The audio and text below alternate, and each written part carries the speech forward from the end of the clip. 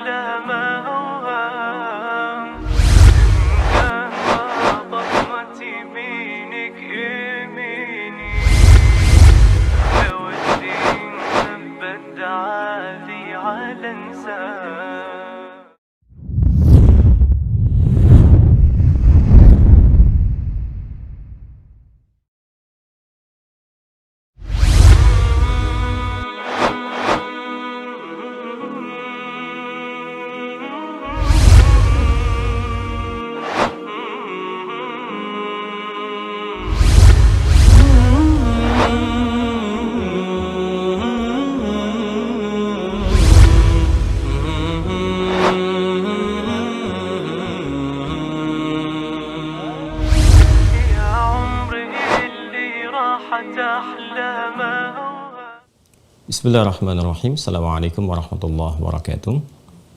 Alhamdulillahi wa kafa, wassalatu wassalamu ala rasulillahil mustafa wa ala alihi wa sahbihi wa man wafa wa ba'd. Fa ya ahbaballahi wa ahbaba rasulihi sallallahu alaihi wasallam, usi nafsi wa iyyakum bitaqwallahi faqad fazal muttaqun fala tamutunna illa wa antum muslimun. Faqala ta'ala ya ayyuhalladzina amanu taqullaha haqqa tuqatih wa la tamutunna illa wa antum muslimun. Saudara-saudariku, berjumpa kembali dalam lanjutan kajian Mira membahas kurikulum Nabawi persiapan menuju Ramadan di tahun 1443 Hijriah khususnya. Semoga apa yang telah, sedang dan akan kita pelajari diridhai oleh Allah Subhanahu wa taala. Kita bermohon kepada Allah semoga seluruh hamba Allah yang berkehidupan sampai dengan detik ini namun belum beriman diberikan kekuatan agar mampu beriman, bersyahadat sebelum wafat dan kembali kepada Allah Subhanahu wa taala. Semoga para pelaku maksiat diberikan kekuatan agar mampu bertobat dan memperbaiki sisa kehidupan sehingga dapat menjalaninya dengan menunaikan berbagai aktivitas yang mulia. Baik, kita akan coba lanjutkan pembahasan kita masih mengacu pada pembahasan di Sahih Muslim, petunjuk persiapan tentang Ramadan, bagaimana menjalaninya, apa saja keistimewaannya, dan detail penjelasan dari rangkaian ayat-ayat Al-Quran terkait dengan ayat puasa dari surah Al-Baqarah khususnya ayat 183 sampai dengan 187 telah kita uraikan gambaran umumnya, dan detailnya tentu kita akan melihat bagaimana Nabi SAW memberikan penjelasan kepada kita yang dapat dilacak semua itu lewat referensi kitab-kitab hadis.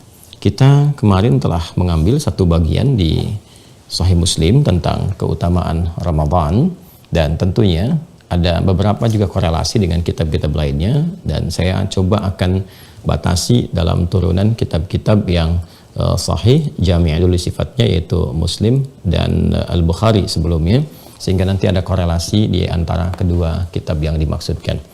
Baiklah, di pertemuan yang lalu kita telah menguraikan pembuka di Sahih Muslim di Kitabus Shiyam, subtopik atau topik yang ke-13, subtopik yang pertama tentang bab fadli syahri Ramadan, ya, subtopik tentang keutamaan bulan Ramadan.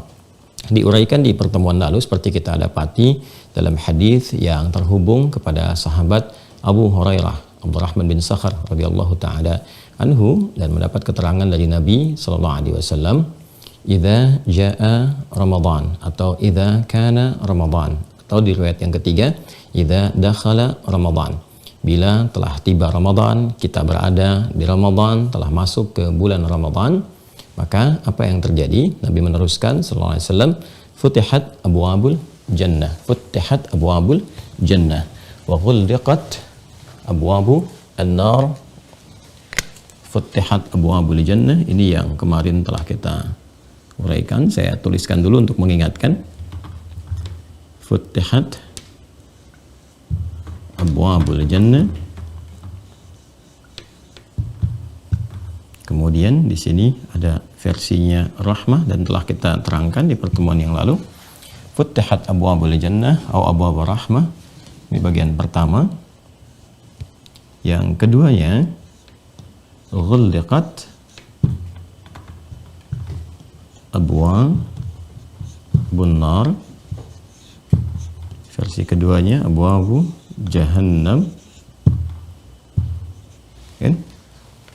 Kemudian yang ketiga adalah wasuffidatis syayatin,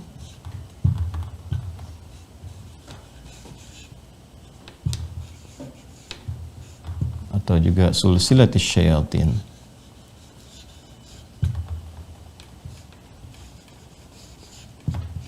Ini ya.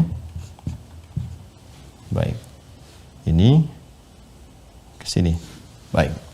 3 bagian ini ya. Idza jaa Ramadan, versi riwayat pertama. Kemudian yang kedua idza kana, yang ketiga idza dakhala Ramadan.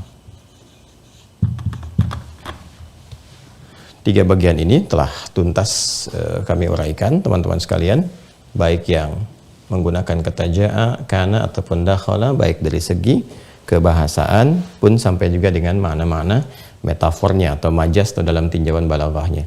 Jika telah datang Ramadan dan kita berada di dalamnya, telah masuk dalam spektrum Ramadan, nah ini gabungan dari ketiganya, maka ada kemuliaan yang melekat pada bulan itu yang telah Allah tetapkan dan dijelaskan oleh Rasulnya Sallallahu Alaihi Wasallam. Yang pertama, futtihat abwabu al-jannah atau futtihat abwabu ar-rahmah. Dibukakanlah pada saat itu pintu-pintu surga, pintu-pintu rahmat. Dan rahmat ini diuraikan di pertemuan yang lalu telah dibatasi dalam konteks yang terkait dengan hadis ini, yaitu surga. Nah, kita telah juga mendapati rumus untuk mendapati surga, maka di hadis ini kita dapatkan ya surga seperti ini. Kemudian berbanding lurus juga dengan rahmat. Saya simpan surga yang di tengah, kemarin kan di ujung ya, supaya berada di pertengahan untuk memudahkan. Kemudian untuk mendapati rahmat ini supaya bisa meraih surga, di sini ada amal saleh. Amal saleh. Ya. Saya tempatkan surganya di tengah untuk memudahkan. Jadi untuk mendapati surga ini kita harus bisa mendapatkan rahmat Allah Subhanahu wa taala, dan raihan rahmat ini untuk menuju surga diraih melalui apa?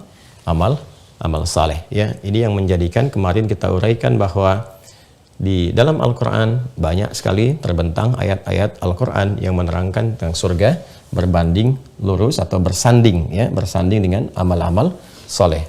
Ini yang menjadi wasilah untuk mendapatkan rahmat Allah Subhanahu wa taala. Jadi perputarannya selalu seperti ini. Ya. Baik, teman-teman sekalian, di pembahasan yang lalu kita bahkan telah menurunkan hadis-hadis Nabi Muhammad sallallahu alaihi wasallam. Bahkan sebelumnya isyarat dalam Al-Qur'an terkait dengan penjelasan pintu-pintu surga, bahwa pada saat tiba Ramadan dibukakan pintu-pintu surga. Karena abwab ini jamak dari kata bab, dan jamak menunjuk makna banyak, maka kemarin kita pertanyakan berapa banyak pintu surga yang dimaksudkan ini, dan terjawab dalam hadis Nabi SAW yang kemarin sempat kita singgung pula. Dan berita baiknya, alhamdulillah, saya telah penuhi janji untuk bisa men-scan referensi-referensi dari kitab yang kita sajikan, kitab hadis yang kita bahas, sehingga teman-teman juga yang terhubung di Mira khususnya bisa langsung mendownload. Dari situ kita bisa merujuk dengan referensi yang sama. Ini untuk pembuktiannya, saya sudah mintakan apa yang di-scan, tolong dari kitab itu bisa di-print juga supaya kita bisa dapat ini ya. Yang di Al-Bukhari ini ya, referensi yang pertama yang kita tunjukkan. Kemudian saya minta di-scan khususnya yang nomor hadis 3257. 3257. Nah ini ya. Nah ini yang subtopik yang ke-9 ya. Bab sifati abwabil jannah. Ya kan? Subtopik yang menerangkan tentang sifat pintu-pintu surga. Baik ya. Subtopik yang menerangkan tentang sifat pintu-pintu surga. Di halaman 478 ya di kitabnya. Ini halaman yang paling atas. Coba kalau yang sudah mendownload dilihat ya. Halaman yang paling atas, kemudian yang nomor 9 nih subtopiknya, bab sifati abwabil jannah, bab tentang sifat pintu-pintu surga. Kemarin kan saya sampaikan ya hadis dari Sahal bin Sa'ad As-Sa'idi gitu kan. Masih ingat dari Nabi sallallahu alaihi wasallam kita sampaikan kan, fil jannati thamaniyatu abwab. Di surga itu ada 8 pintu surga, 8 pintu. Ya, nomor hadis 3257. Ya. Ini ya, hadis riwayatnya Al-Bukhari. Hadis riwayat Al-Bukhari. Jadi kita keluarkan referensinya ya, di Qur'annya apa, di hadisnya apa, Qur'annya apa, hadisnya apa, supaya lebih spesifik gitu ya. Tidak ada istilahnya pendapat-pendapat pribadi di sini. Kita mengacu kepada apa keterangan Al-Qur'annya, hadisnya apa, lalu tinjauan dari para ulama yang sampai kepada kita bagaimana. Ini hadis riwayat Al-Bukhari. Ya. Ya, nomor 3257. Kemarin saya kira saya menyampaikan 3254 ya. Dikoreksi ya, 3257. Baik, kalau kitabnya ingin sesuai, ini 478 di halaman 478, subtopik yang ke-9. Tentang bab sifat abwabil jannah, langsung kalimatnya juga disampaikan kepada kita tentang sifat pintu-pintu surga. Fil jannati thamaniyatu abwab. Di surga itu ada 8 pintu, kan? Ada 8 pintu surga. fiha babun yusamma ar-rayyan. Ya, di antara sekian pintu itu ada satu pintu namanya ar-rayyan. La yadkhuluhu illa shaimun. Tidak akan masuk lewat pintu itu kecuali orang-orang yang terbiasa berpuasa, ahli puasa di sini. Ini yang kita ambil keterangannya adalah yang 8 pintunya ini, ya. Satu di antara 8 ini adalah ar-rayyan. Ya kan? Baik. Yang lainnya bagaimana? Ya, yang lainnya bagaimana keterangannya selain ar-rayyan itu ada apa? Nah, maka kemarin kita berhenti di kisahnya sahabat Abu Bakar As-Siddiq kan? Ya, ketika Nabi Shallallahu Alaihi Wasallam sedang berkumpul dengan beberapa sahabat dan seperti biasa Nabi memberikan motivasi bagaimana meningkatkan amal soleh ya saat berada di dunia mumpung masih ada kesempatannya, dan amal soleh itu hanya akan terjadi bila disupport dengan iman. Ini penting saya ingatkan. Maka ini kuncinya. Ya, ini kuncinya. Baik, jadi dari iman ini semua amal, ini kesini larinya, semua amal akan dituntun untuk menjadi soleh. Jadi kalau tanpa iman, dia amal saja namanya, netral. Ya, tanpa iman, netral. Jadi amal saja, rutinitas saja, kegiatan sehari-hari. Bangun tidur, sampai dengan tidur lagi. Mungkin terjadi yang baik-baik, tapi dalam pandangan syariat, itu tetap disebut dengan amal. Biasa, gitu kan? Amal adi, biasa saja gitu. Ya, mungkin ada juga yang baik, yang membantu ini, membantu itu, tapi kalau tidak ada iman, ya kebaikan yang dimaksudkan pun itu dalam konteks rutinitas dunia saja, bukan dalam konteks akhirat. Ya, kalau kita ingin berbicara tentang akhirat, karena surga ini kan masalahnya, nih teman-teman sekalian, surga ini kan bagian dari akhirat ke sini. Tempat berlabuh di akhirat, bukan di dunia. Ya, kalau di dunia silahkan. Anda mau mencari surga nggak akan ditemukan. Anda mau kemana-mana pun tetap dunia. Ya kalau di dunia hukumnya menggunakan hukum dunia. Tapi kalau kita ingin bicara akhirat, kita kan berpindah, telah meninggalkan dunia. Karena telah meninggalkan dunia, berpindah ke akhirat, maka bukan hukum dunia yang digunakan, hukum akhirat.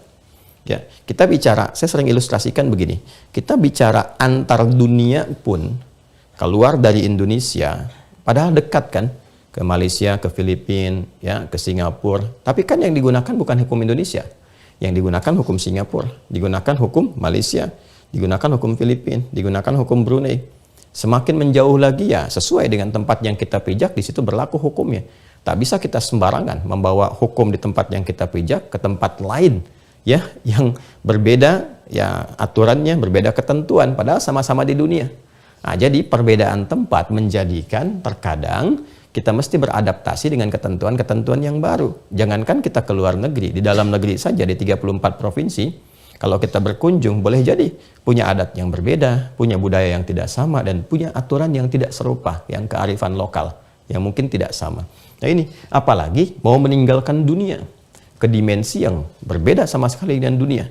Dari ukuran waktunya, keadaannya, dan sebagainya. Ya? Karena itu, jangan diharapkan apa yang kemudian berlaku di dunia bisa sama dengan akhirat. Ini lebih tinggi lagi statusnya. Karena itu, kalau kita ingin berangkat kembali kemudian ke tempat kita berlabuh di akhirat nanti, maka bekalnya pun tidak sama dengan yang disiapkan di dunia. Ini yang diberikan selalu tanda kepada kita ketika seseorang telah meninggal dunia, kan? Telah meninggal dunia. Meninggal dunia kan istilahnya wafat kan, selesai. Silahkan, jangankan sampai ke akhirat, baru ke alam kubur saja, bekal dunia kan sudah nggak berlaku. Ya kan? Silahkan, Anda bisa cek seseorang meninggal dunia, baru ke alam kubur nih, belum ke akhiratnya. Apakah semua kemewahan dunia yang telah diraih itu dibawa ke alam kuburnya? Tidak. Anda ingin coba masukkan barang-barang dunia tertentu pun hancur lebur, ditelan tanah dan habis itu. Ya, Anda kalau mau iseng-iseng misalnya kan masukkan aja coba, nggak usah sama orang yang misalnya yang belum meninggal dunia, kubur aja dulu handphonenya, ya kan? Coba lihat berapa lama dia bisa bertahan, hancur, habis. Ya kubur aja kendaraannya, habis. Kendaraan jangankan dikubur, didiamkan saja, nggak dipakai, nggak diapa-apakan, rusak juga, hancur. Karena sifat dunia kan fana, rusak, ya kan? Sifat dunia itu fana, jadi kalau nggak diolah, nggak digunakan, nggak diapa-apakan, sudah selesai, hilang, rusak. Nah, jadi kita harus fair, dan Al-Quran itu sangat objektif. Kalau ada seseorang beraktivitas untuk dunianya saja, tidak menggunakan iman misalnya, dia berbuat untuk dunia saja, jadi terlihat baik tapi persoalan dunia, jadi nggak menyiapkan bekal akhirat, ya hanya untuk dunia. Maka sangat objektif Allah membalas. Allah itu maha adil. Ketika ada seseorang berbuat di dunia untuk bekal dunianya saja, bukan untuk ke akhirat, maka dibalas di dunianya. Itu yang dimaksudkan di Quran surah ke-25 Al-Furqan ayat 23. Ya. Ini kisah tentang seseorang yang dikonsultasikan oleh Sayyidah Aisyah radhiyallahu taala anha kepada Nabi sallallahu alaihi wasallam. Ya, dia belum beriman nih. Ya. Artinya tidak menyiapkan bekal akhiratnya, kan kunci akhirat itu iman, kuncinya di sini, ada iman. Tapi dia banyak berbuat baik di kehidupannya itu, ya suka bantu orang dan sebagainya. Dikonsultasikan, maka jawabannya indah sekali, turun keadilan dari Allah Subhanahu wa taala. Wa qadimna ila ma amilu min amalin, disebutnya amal saja. Wa qadimna ila ma amilu min amalin. Jadi perbuatan apapun di dunia itu, kami lekatkan hukum dunia di dalamnya. Kalaupun perbuatan itu baik, kami balas cepat, nggak ditunggu. Nggak dikasih jeda. Wa qadimna ila ma amilu min amalin, kami balas bahkan cepat sekali, pakai qadima yaqdamu qadima. Ya. Kemudian dengan keagungan Allah untuk menunjukkan keadilan Allah ya dalam menerapkan semua hukum ya Allah itu adil sekali, adil, tidak ada yang dizalimi sedikit pun, ya. Jadi wa qadimna ila ma amilu min amalin tuh. Min amalin, salehnya nggak ada. Min amalin. Ya. Wa qadimna, dan kami akan balas cepat dengan segala keagunganku, pakai na di sini nih. Ta'zimun nafsi li ta'zimi sya'ni. Dan dengan segala keagunganku akan dibalas cepat, ya. Apapun, ya segala apapun nih yang mereka kerjakan, mereka lakukan di dunia itu. Jadi kalau baik untuk dunia, dibalas dengan dunianya. Jadi kalau dia kerja keras, ya hukum dunia berlaku nanti untuk dia. Kalau dia bekerja, ya dia mendapatkan tambahan materi. Ingin kaya, ya bekerja. Ingin pintar, ya belajar. Ya kan? Kalau dia berbuat baik dalam urusan dunia, diapresiasi. Tambah relasi lagi, tambah orang kemudian menghargai dia, mengapresiasi dia, membangun jaringan dan sebagainya. Ya kan? Nah ini aktivitas pekerjaan. Jadi di sini netral, semuanya bisa mendapati peluang itu. Ya, tapi kalau tidak disiapkan menjadi soleh ini, untuk menjadi soleh mesti ada iman, ya kan? Sebagai bekal pulang ke akhirat. Kalau tidak menjadi soleh, maka semua berhenti di dunia. Di akhiratnya tidak ada, tidak terbawa. Jadi seperti debu berterbangan, nggak ada apa-apa gitu kan? Makanya bahasa Qur'annya faja'alnahu haba'an manthura. Ya, wa qadimna ila ma 'amilu min amalin, ya kan? Faja'alnahu haba'an manthura. Maka di akhirat dia tidak punya nilai sama sekali, ya. Dia jadi debu-debu yang berterbangan. Maksudnya apa? Ya ini ilustrasinya indah sekali ya, ilustrasinya indah sekali. Jadi kalau debunya nempel masih bisa ditimbang. Tapi kalau terbang kan gimana nimbangnya? Artinya nggak ada, nggak berbekas sama sekali gitu saat kembali ke akhirat. Kenapa? Karena tidak disiapkan menjadi bekal untuk pulang. Nggak ada nilai, ya kan? Sama Anda bawa uang misalnya kan, rupiah. Mau dipakai misalnya pergi ke, taruhlah misalnya ke satu negara, ke Amerika atau kemana, yang di satu daerah tertentu itu nggak dipakai rupiahnya. Ya, harus dikonvert dulu misalnya. Ya Anda tukarkan dulu, taruhlah bentuknya dolar misalnya, atau ke Malaysia bentuknya ringgit misalnya, ya atau ke Saudi real dan sebagainya. Nah sementara ini nggak bisa ditukar misalnya karena kondisi tertentu, nggak bisa ditukar. Maka bagaimana bisa digunakan? Ya bertumpuk saja. Ya karena ada ketentuan tertentu di sini tidak menggunakan rupiah misalnya. Terus Anda mau pakai apa? Ditukar nggak bisa, ya kan? Ya kan terlihat saja seperti itu. Maka nggak bisa digunakan di tempat yang Anda tuju. Nah ilustrasinya teman-teman sekalian sederhananya demikian, walaupun laisa kamitslihi syai', nggak ada yang serupa dengan apa yang telah Allah tetapkan, itu kan. Nah jadi ketika kita kembali pun ke akhirat, misal kita akan menyaksikan ada orang-orang yang tidak menyiapkan bekal untuk pulangnya, tidak ada imannya. Jadi karena tidak ada iman, dia tidak mampu mengkreasikan amal ini menjadi saleh untuk bekal akhirat. Kan yang dibawa pulang ke akhirat itu hasil dari amal soleh ini itu punya nilai, nilai itu yang disebut dengan hasanah. Nah ini dia, ya kan? Setiap mengerjakan satu hasanah dapat poin, poinnya 10, gitu kan? Itu yang disebut dengan ajrun, yang kita sebut dengan pahala itu, lahum ajrun ghairu mamnun. Nah, jadi ketika dikreasikan sebuah amal dengan iman, diniatkan karena Allah sebagai kepatuhan karena Allah Subhanahu wa taala, maka jadilah amal ini menjadi saleh. Ya, dengan apa? Dengan iman. Wabasyiril ladzina amanu, iman dulu, wa amilus salihah. Wal 'asr innal insana lafi khusr illa alladzina amanu wa amilus salihat. Ketika ini menjadi amal soleh, dapat nilai namanya hasanah. Pindah ayat ke Quran surah ke-6 ayat 160. Gini konsepsinya. Man jaa bil hasanati falahu asyru amthaliha. Siapa yang mengerjakan satu perbuatan yang bernilai hasanah, artinya apa? Dikreasikan perbuatannya dengan iman itu menjadi saleh sehingga punya nilai hasanah, maka mendapatkan 10 nih nilai kebaikannya. Ya, jadi 10 itu jangan dihitung kita, ini hitungan-hitungan yang terkait dengan aspek akhirat, bukan 1, 2, 3, 4, 5. Seperti sering saya sampaikan, ya ilustrasinya datang ke masjid saja untuk ibadah dengan niat ini karena iman, untuk ibadah, untuk beramal soleh, baru nyampe udah 25. Nanti di hadis Muslim sendiri, ya jarak satu keduanya 500 tahun, dua ketiganya 500 tahun, demikian seterusnya. Poin-poinnya yang disebut dengan ajrun, ini yang disebut dengan pahala. Nah ini yang ikut nanti ke akhirat, yang ikut ke sini. Yang lainnya tinggal. Makanya kan viral kan? Ya kan? Yang di hadis yang sampai kepada kita viral. Ada yang mengiringi ke alam kubur itu. Ke alam kubur kan? 3 mengiringi, yang 2 pulang, yang 1 tinggal. Ya kan? Ya kan? Yang tinggal apa? Amal soleh kan? Ini yang dibawanya, pahalanya. Yang dikonfirmasi. Nanti ditampakkan, hasanah ditampakkan. Seperti buruk pun ditampakkan. Ya, ini hasanah jadi baik. Baik disebut dengan khair. Kalau nggak dapat baik, jadi buruk ya. Ya, jadi syar, lawan dari khair kan syarun. Ya. Jadi yang baik pun akan ditampakkan untuk mengonfirmasi ini hasanahnya. Karena itu kan kita sering bermohon kepada Allah itu kan. Yang baik di dunia itu menjadi hasanah, dikonfirmasi di akhirat hasanahnya tampak lagi. Itu yang dimaksud di Quran surah ke-2 Al-Baqarah ayat 201. Ini full Quran ya. Full Quran. Tuh. Wa minhum may yaqulu rabbana atina fid dunya. Sekarang di dunia hasanah wa fil akhirati hasanah wa qina adzabannar. Dan di antara sekian manusia itu banyak yang bermohon kepada Allah supaya di dunia itu diberi kesempatan untuk mengkreasikan semua amalnya menjadi hasanah, dan dikonfirmasi di akhirat hasanah itu ada lagi, kan? Sehingga dengan itu berpeluang terkumpul banyak pahala ajrun, kan? Dan memudahkan dia mendapati surga sini. Meraih rahmat Allah untuk mendapati surga.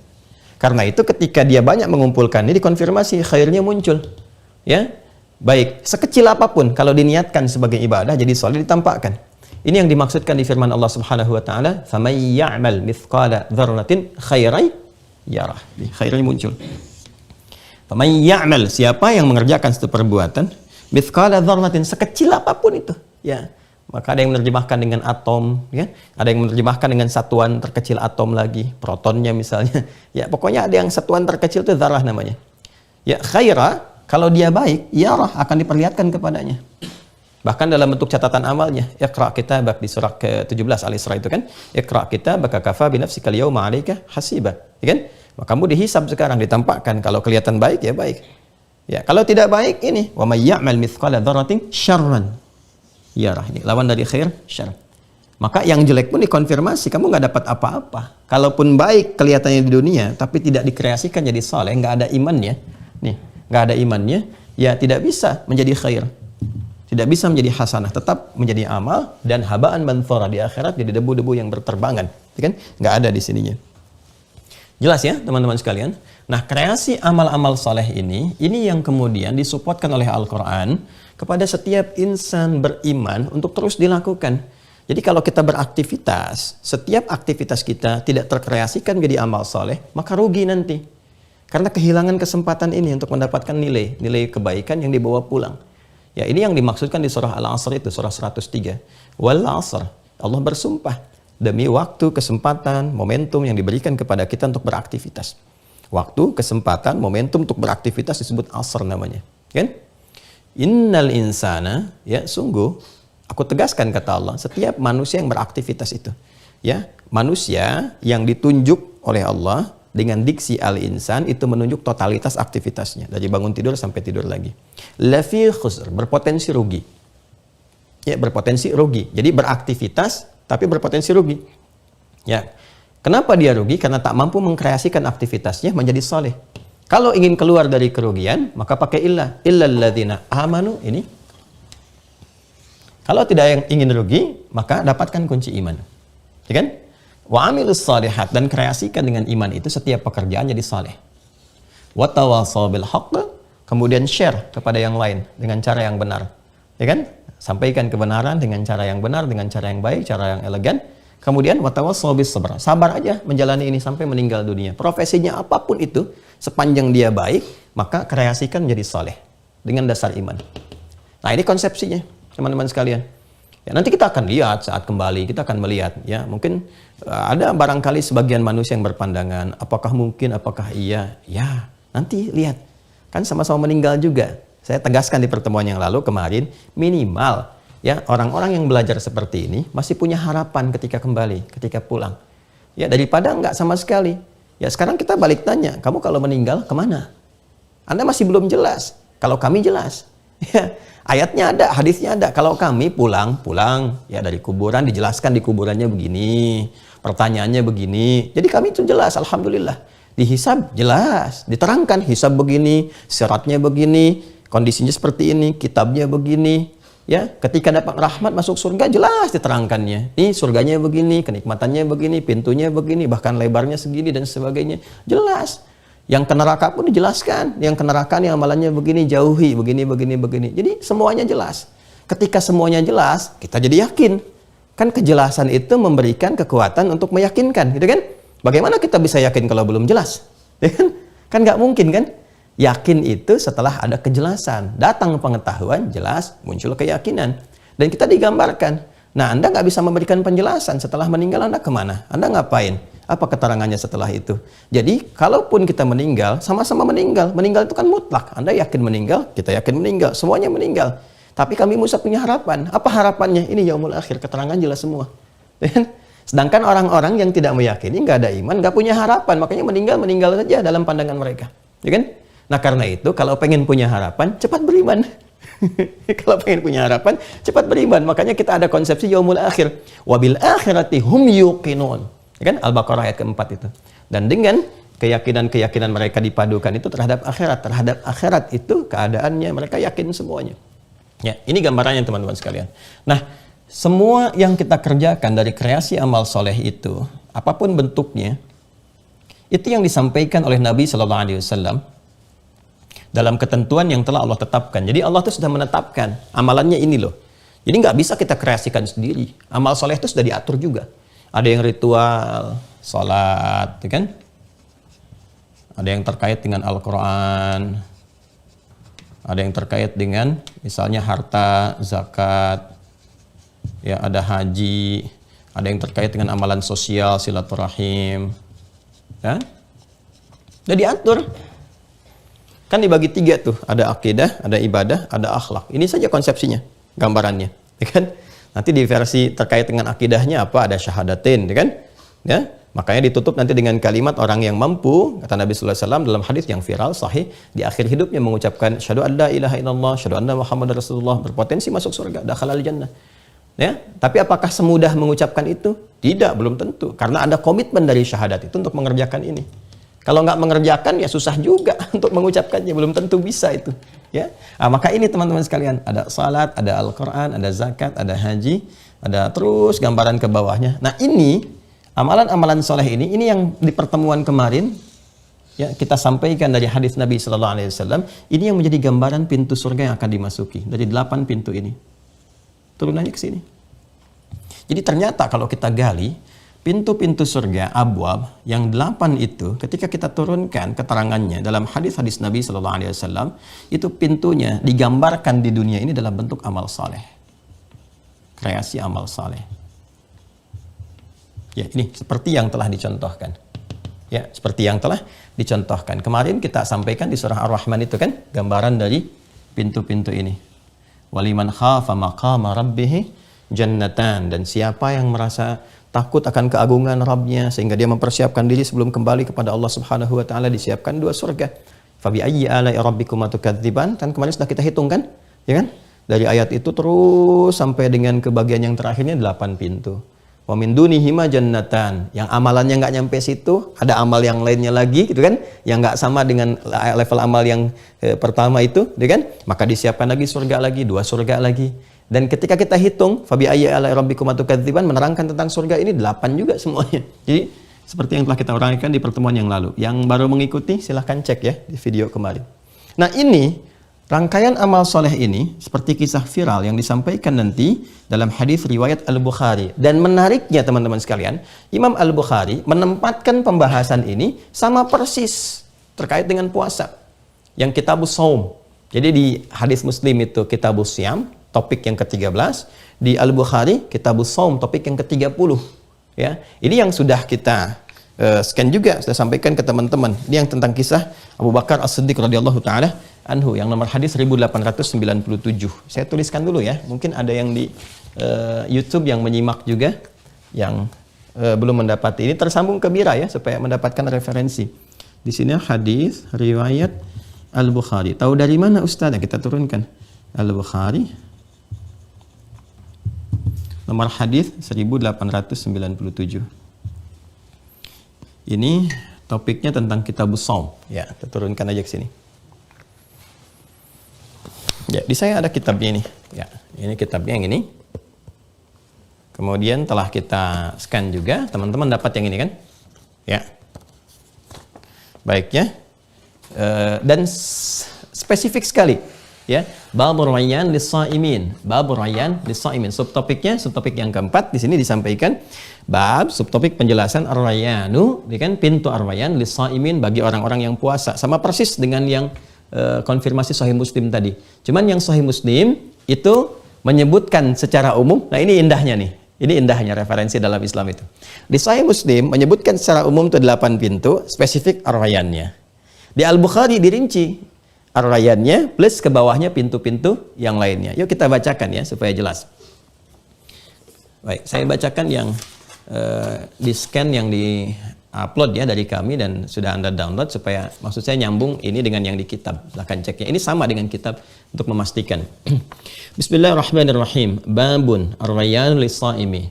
Subtopik yang menjelaskan pintu ar-rayyan itu ada alif lam. Ar-rayyanu, kan? Pintu ar-rayyan itu lis-shaimin dikhususkan bagi orang-orang yang terbiasa berpuasa. Qala al-Imam al-Bukhari nomor 1896 dulu untuk menyambungkan ke bawahnya. Yang kita garis bawahi 1897, tapi untuk menyambungkan kita baca dari 1896. Bismillahirrahmanirrahim. Qala al-Imam al-Bukhari haddatsana Khalid bin Makhlad haddatsana Sulaiman bin Bilal qala haddatsani Abu Hazim an Sahal radhiyallahu anhu 'anil Nabiy sallallahu alaihi wasallam qala inna fil jannati baban yuqalu lahu ar-rayyan yadkhulu minhu as-shaimun yaumal qiyamati la yadkhulu minhu ahadun ghairuhum. Kemudian yuqalu aina as-shaimun fayaqumuna la yadkhulu minhu ahadun ghairuhum fa idza dakhalu ughliqa falam yadkhul minhu ahadun. Masyaallah. Sungguh di surga itu inna fil jannati baban, ada satu pintu yuqalu lahu ar-rayyan, kan? Dinamai pintu itu ar-rayyan. Ya, Nabi itu kan nggak sembarangan nyampaikan, bukan sekedar wahyu yang Allah kemudian sampaikan kepada beliau, tapi pengalaman peristiwa Isra Mi'raj itu seperti saya sampaikan pertemuan lalu memberikan kesan tersendiri.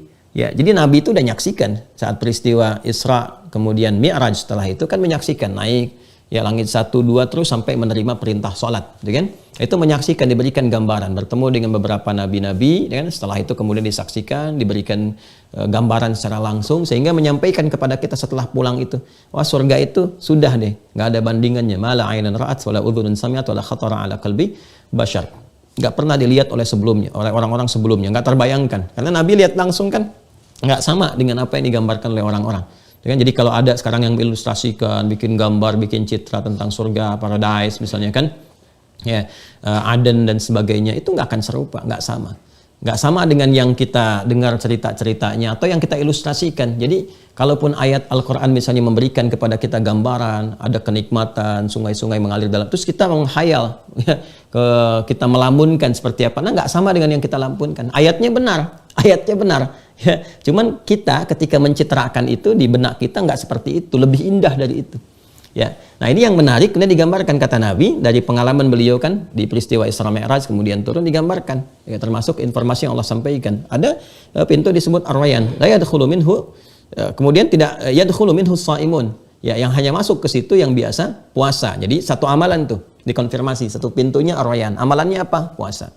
Jadi kalau kita mau kasih gambarannya, ini amalannya apa? Puasa. Pintu ke surganya apa? Saat akan masuk ar-rayyan. Kan konfirmasi nih, konfirmasi pintu-pintu itu dari amalan.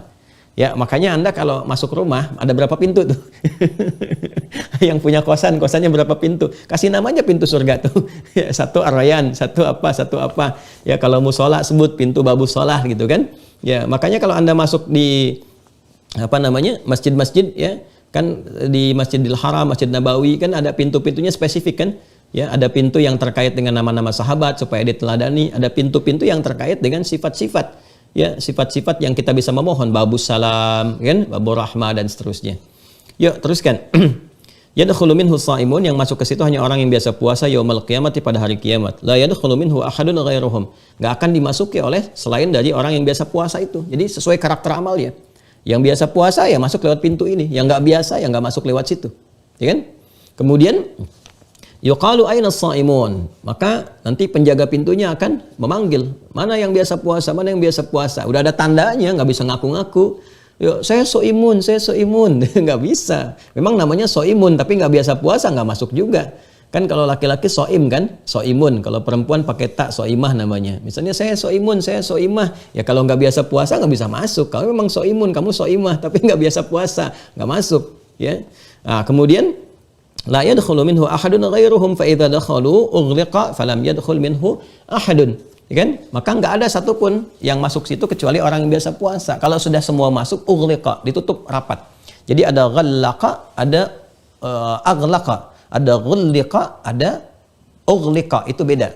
Ya, nanti kita akan lihat tuh kenapa saat Ramadan itu menggunakan tasydid, ghulliqa. Tapi kalau nanti saat masuk ya kembali ke akhirat itu tasdidnya hilang, jadi pakai nanti bentuknya yang pakai hamzah. Ya, ughliqa itu menutup dengan cepat, seketika ditutup gitu, tutup dengan cepat, ya kan? Jadi hanya memberi kesempatan pada yang biasa puasa saja, pada yang biasa puasa gitu ya. Jadi ini bikin penasaran, ada tasjih, motivasi ke kita. Ya, kalau sesuatu kan yang penting ada pimpinan nih masuk ke ruang istimewa, ditutup plek gitu kan, cepat. Kita kan penasaran ada apa di situ. Kan ada rasa pengen kan? Ini maksudnya. Jadi ada rasa pengen kita untuk melihat ya, ada pengen kita kan penasaran tuh. Waduh, mau ngintip gak bisa, ini gak bisa dan sebagainya. Ini kita bicara ahli surga ya. Kalau ahli neraka kita nggak bahas gitu. Ahli neraka kita nggak bahas. Jadi begitu kita melihat itu, rasa penasaran muncul. Karena ini metode memahami hadis ini harus memberikan kesan kepada kita. Begitu cepat ditutup, kita harus merasa ada apa di situ, keindahannya bagaimana. Dari penasaran itu kita pengen, maka dari situ, dari pengen bikin kurikulum di dunia, rajin puasa, latihan, ya kan? Selain yang fardu, sunnahnya kita coba lakukan itu. Nah, masuk ke nomor 1897-nya, yang tadi dikonfirmasi di hadis Muslim juga ya, nomor hadis 1152. Jadi ada di Al-Bukhari, ada di Muslim. Nomor 1897-nya, qala al-Imam al-Bukhari haddatsana Ibrahim ibn al-Munziri qala haddatsani Ma'an qala haddatsani Malik an Ibn Shihab an Humaid ibn Abdurrahman an Abi Hurairah radhiyallahu taala anhu anna Rasulullah sallallahu alaihi wasallam qala. Nah, perhatikan nih kalimatnya teman-teman sekalian. Ini tadi yang saya sampaikan. Ini jenis-jenis amal saleh nih. Ada amalan sosial. Sosial tuh nanti ada yang terkait dengan kemasyarakatan, ada yang di keluarga. Hati-hati. Kadang-kadang keluarga tuh jadi pintu surga juga tuh. Hati-hati ya. Nanti ada yang ritual, ya seperti yang saya sampaikan, ada harta benda dan sebagainya. Man anfaqa zawjaini fi sabilillahi nudiya min abwabil jannati. Ya Abdullah, hadza khair. Masya Allah. Ya, siapa yang menyiapkan? Nah, infak ini dipahaminya menyiapkan di sini. Ya, siapa yang menyiapkan? Jadi harus lihat konteks ya. Kalau nanti belajar bahasa harus lihat konteks. Ini kata yang serupa dipahaminya apa di sini. Ya, karena nanti ada beberapa musyarakul lafzi, lafadznya satu tapi maknanya banyak. Ya, kayak ain tuh ada banyak sekali di bahasa Arab tuh. Ya. Siapa yang menyiapkan zaujaini fi sabilillah, dua orang anak, ya. Dua orang anak untuk berjuang di jalan Allah Subhanahu wa taala. Ya, berjuang tuh macam-macam. Ya, berjuang tuh macam-macam. Bisa misalnya dengan pengetahuan, masukin pesantren supaya betul-betul jadi hamba Allah yang baik, terus menegakkan agama misalnya, paham tafsir, ngajar tafsir, paham hadis, ngajar hadis dan sebagainya. Disiapkan. Ya, atau memang dia juga belajar umum, ya, tapi untuk berkhidmat pada kepentingan syariat juga. Ya, misal kita ambil contoh misalnya dia bergerak di bidang apa? Dia di arsitektur misalnya kan. Nah, sudah jadi insinyur nih, dia bisa desain musola, desain masjid yang bagus, jalan memfasilitasi untuk orang ibadah dan sebagainya. Fisabilillah, semua jalan yang mengantarkan pada Allah Subhanahu wa taala, gitu ya. Nah, ini Masya Allah pahalanya besar sekali. Ya, maka nudiya min abwabil jannah. Satu saat akan dipanggil satu di antara pintu-pintu surga. Ya, apa gambarannya? Ya Abdullah, hadza khair. Dipanggil. Ya Allah, ini perbuatan baik, maka dipanggil. Jadi ada satu pintu, Masya Allah luar biasa nih teman-teman. Ini motivasi bagi ayah bunda nih, ya bagi keluarga nih ya, bagi orang tua. Ini orang tua dipanggil tuh, orang tua dipanggil. Ini salah satunya yang juga terkait dengan di Quran surah ke-13. Ar-Ra'd. Boleh tulis suratnya ya, surah ke-13. Ayat 23 sampai 24. Ya, bahkan di antara amalan yang orang tua menyiapkan untuk anak itu, nanti hasilnya yang luar biasa. Apa yang didapatkan oleh anak itu, orang tuanya ikut. Dan saat masuk surga itu digandeng tuh orang tuanya. Digandeng. Ya, saya ambil contoh spesifik lah. Misalnya orang tua menyiapkan anaknya itu jadi ahli Quran. Disiapin. Walaupun orang tuanya bukan ahli Quran dalam pengertian misalnya yang penghafal. Orang tuanya baru rajin baca kan ahli Quran juga. Ya. Anaknya disiapin supaya hafal. Jadi ahli Quran betul, bisa menjelaskan Quran, bisa ngajarin, bisa ngimamin dan sebagainya. Itu begitu jadi, selain dapat akumulasi pahala yang diteruskan juga untuk orang tuanya, ya kan? Dia cari guru yang bagus, yang baik. Itu begitu pulang, anak diberikan kemuliaan. Kemuliaannya nanti ada di Quran surah 35. Ini Qurannya, Fatir. Ya. Di ayat yang ke-33. Jadi 32-nya ahli Qurannya, kemudian 33-nya itu kemuliaannya. Jannatu 'adnin yadkhulunaha, ya kan? Yuhallawna fiha min asawir. Jadi dia masuk nanti lewat surga Aden, ya. Kemudian dihiasi dulu sebelum masuk. Beda, ahli Quran tuh beda, dihiasi dulu. Ya, min asawir, ada gelang-gelang emas. Kalau di hadis At-Tirmidzi itu diberikan jubah kehormatan. Ya, kemudian mahkota kehormatan, libasul karamah dan tajul karamah. Jadi dipakaikan mahkota, dipakaikan jubah kehormatan. Masya Allah, dihiasi dengan perhiasan emas dan sebagainya. Indah sekali. Nanti saat pulang, kan masih ada harapan saat pulang. Sekarang waktunya beramal. Dunia itu darul amal, dunia itu tempat beramal. Ya kan? Nanti akhirat darussalam, darun nikmah, tempat ketenangan, tempat nikmat, ya, tempat pahala dan sebagainya. Nah, saat nanti orang tua menyiapkan nih seperti ini, anaknya jadi misalnya bagus, jaga aja sampai meninggal dunia misalnya, nanti dapat tuh insya Allah, dapat gambarannya, pahalanya dapat. Nanti saat meninggal kan pahala baru kelihatan rasanya saat meninggal, bukan sekarang. Ya, kalau sekarang gambaran dari kerja keras saja. Nanti setelah itu teman-teman sekalian, kembali ke akhirat, Quran surah 13. Ya, ayat 23 sampai 24 tadi. Perhatikan, awal ayatnya sama dengan Quran surah 35 ayat 33. Yang di Quran surah 35 ayat 33, posisi paling kiri agak ke atas sedikit. Ya, Jannatu 'adnin yadkhulunaha. Yang Quran surah 13 Ar-Ra'd ayat 23-nya Jannatu 'adnin yadkhulunaha. Ya, lihat kalimatnya. Jannatu 'adnin yadkhulunaha wa man salaha min abaihim wa azwajihim wa dzurriyyatihim wal malaikatu yadkhuluna 'alaihim min kulli bab. Masya Allah. Salamun 'alaikum bima sabartum fa ni'ma uqbad dar. Allahu akbar. Ya, jadi orang tua nyiapin anaknya tuh. Allahu akbar. Dari sejak di dunia disiapin. Jadi ahli Quran. Jadi ini. Wah, Allah.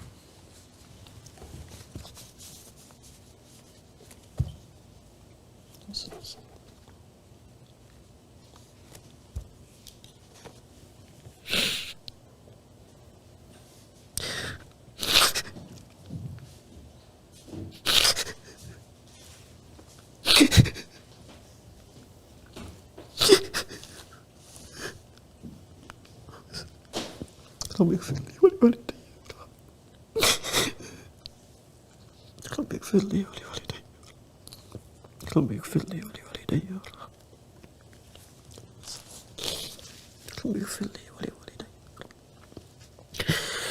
اللهم صل على سيدنا محمد رب اغفر لي ولوالدي وارحمهما كما ربياني صغيرا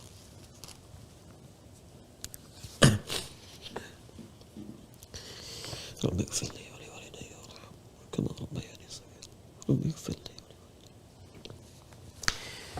Baik, kita lanjutkan. Mohon maaf ya.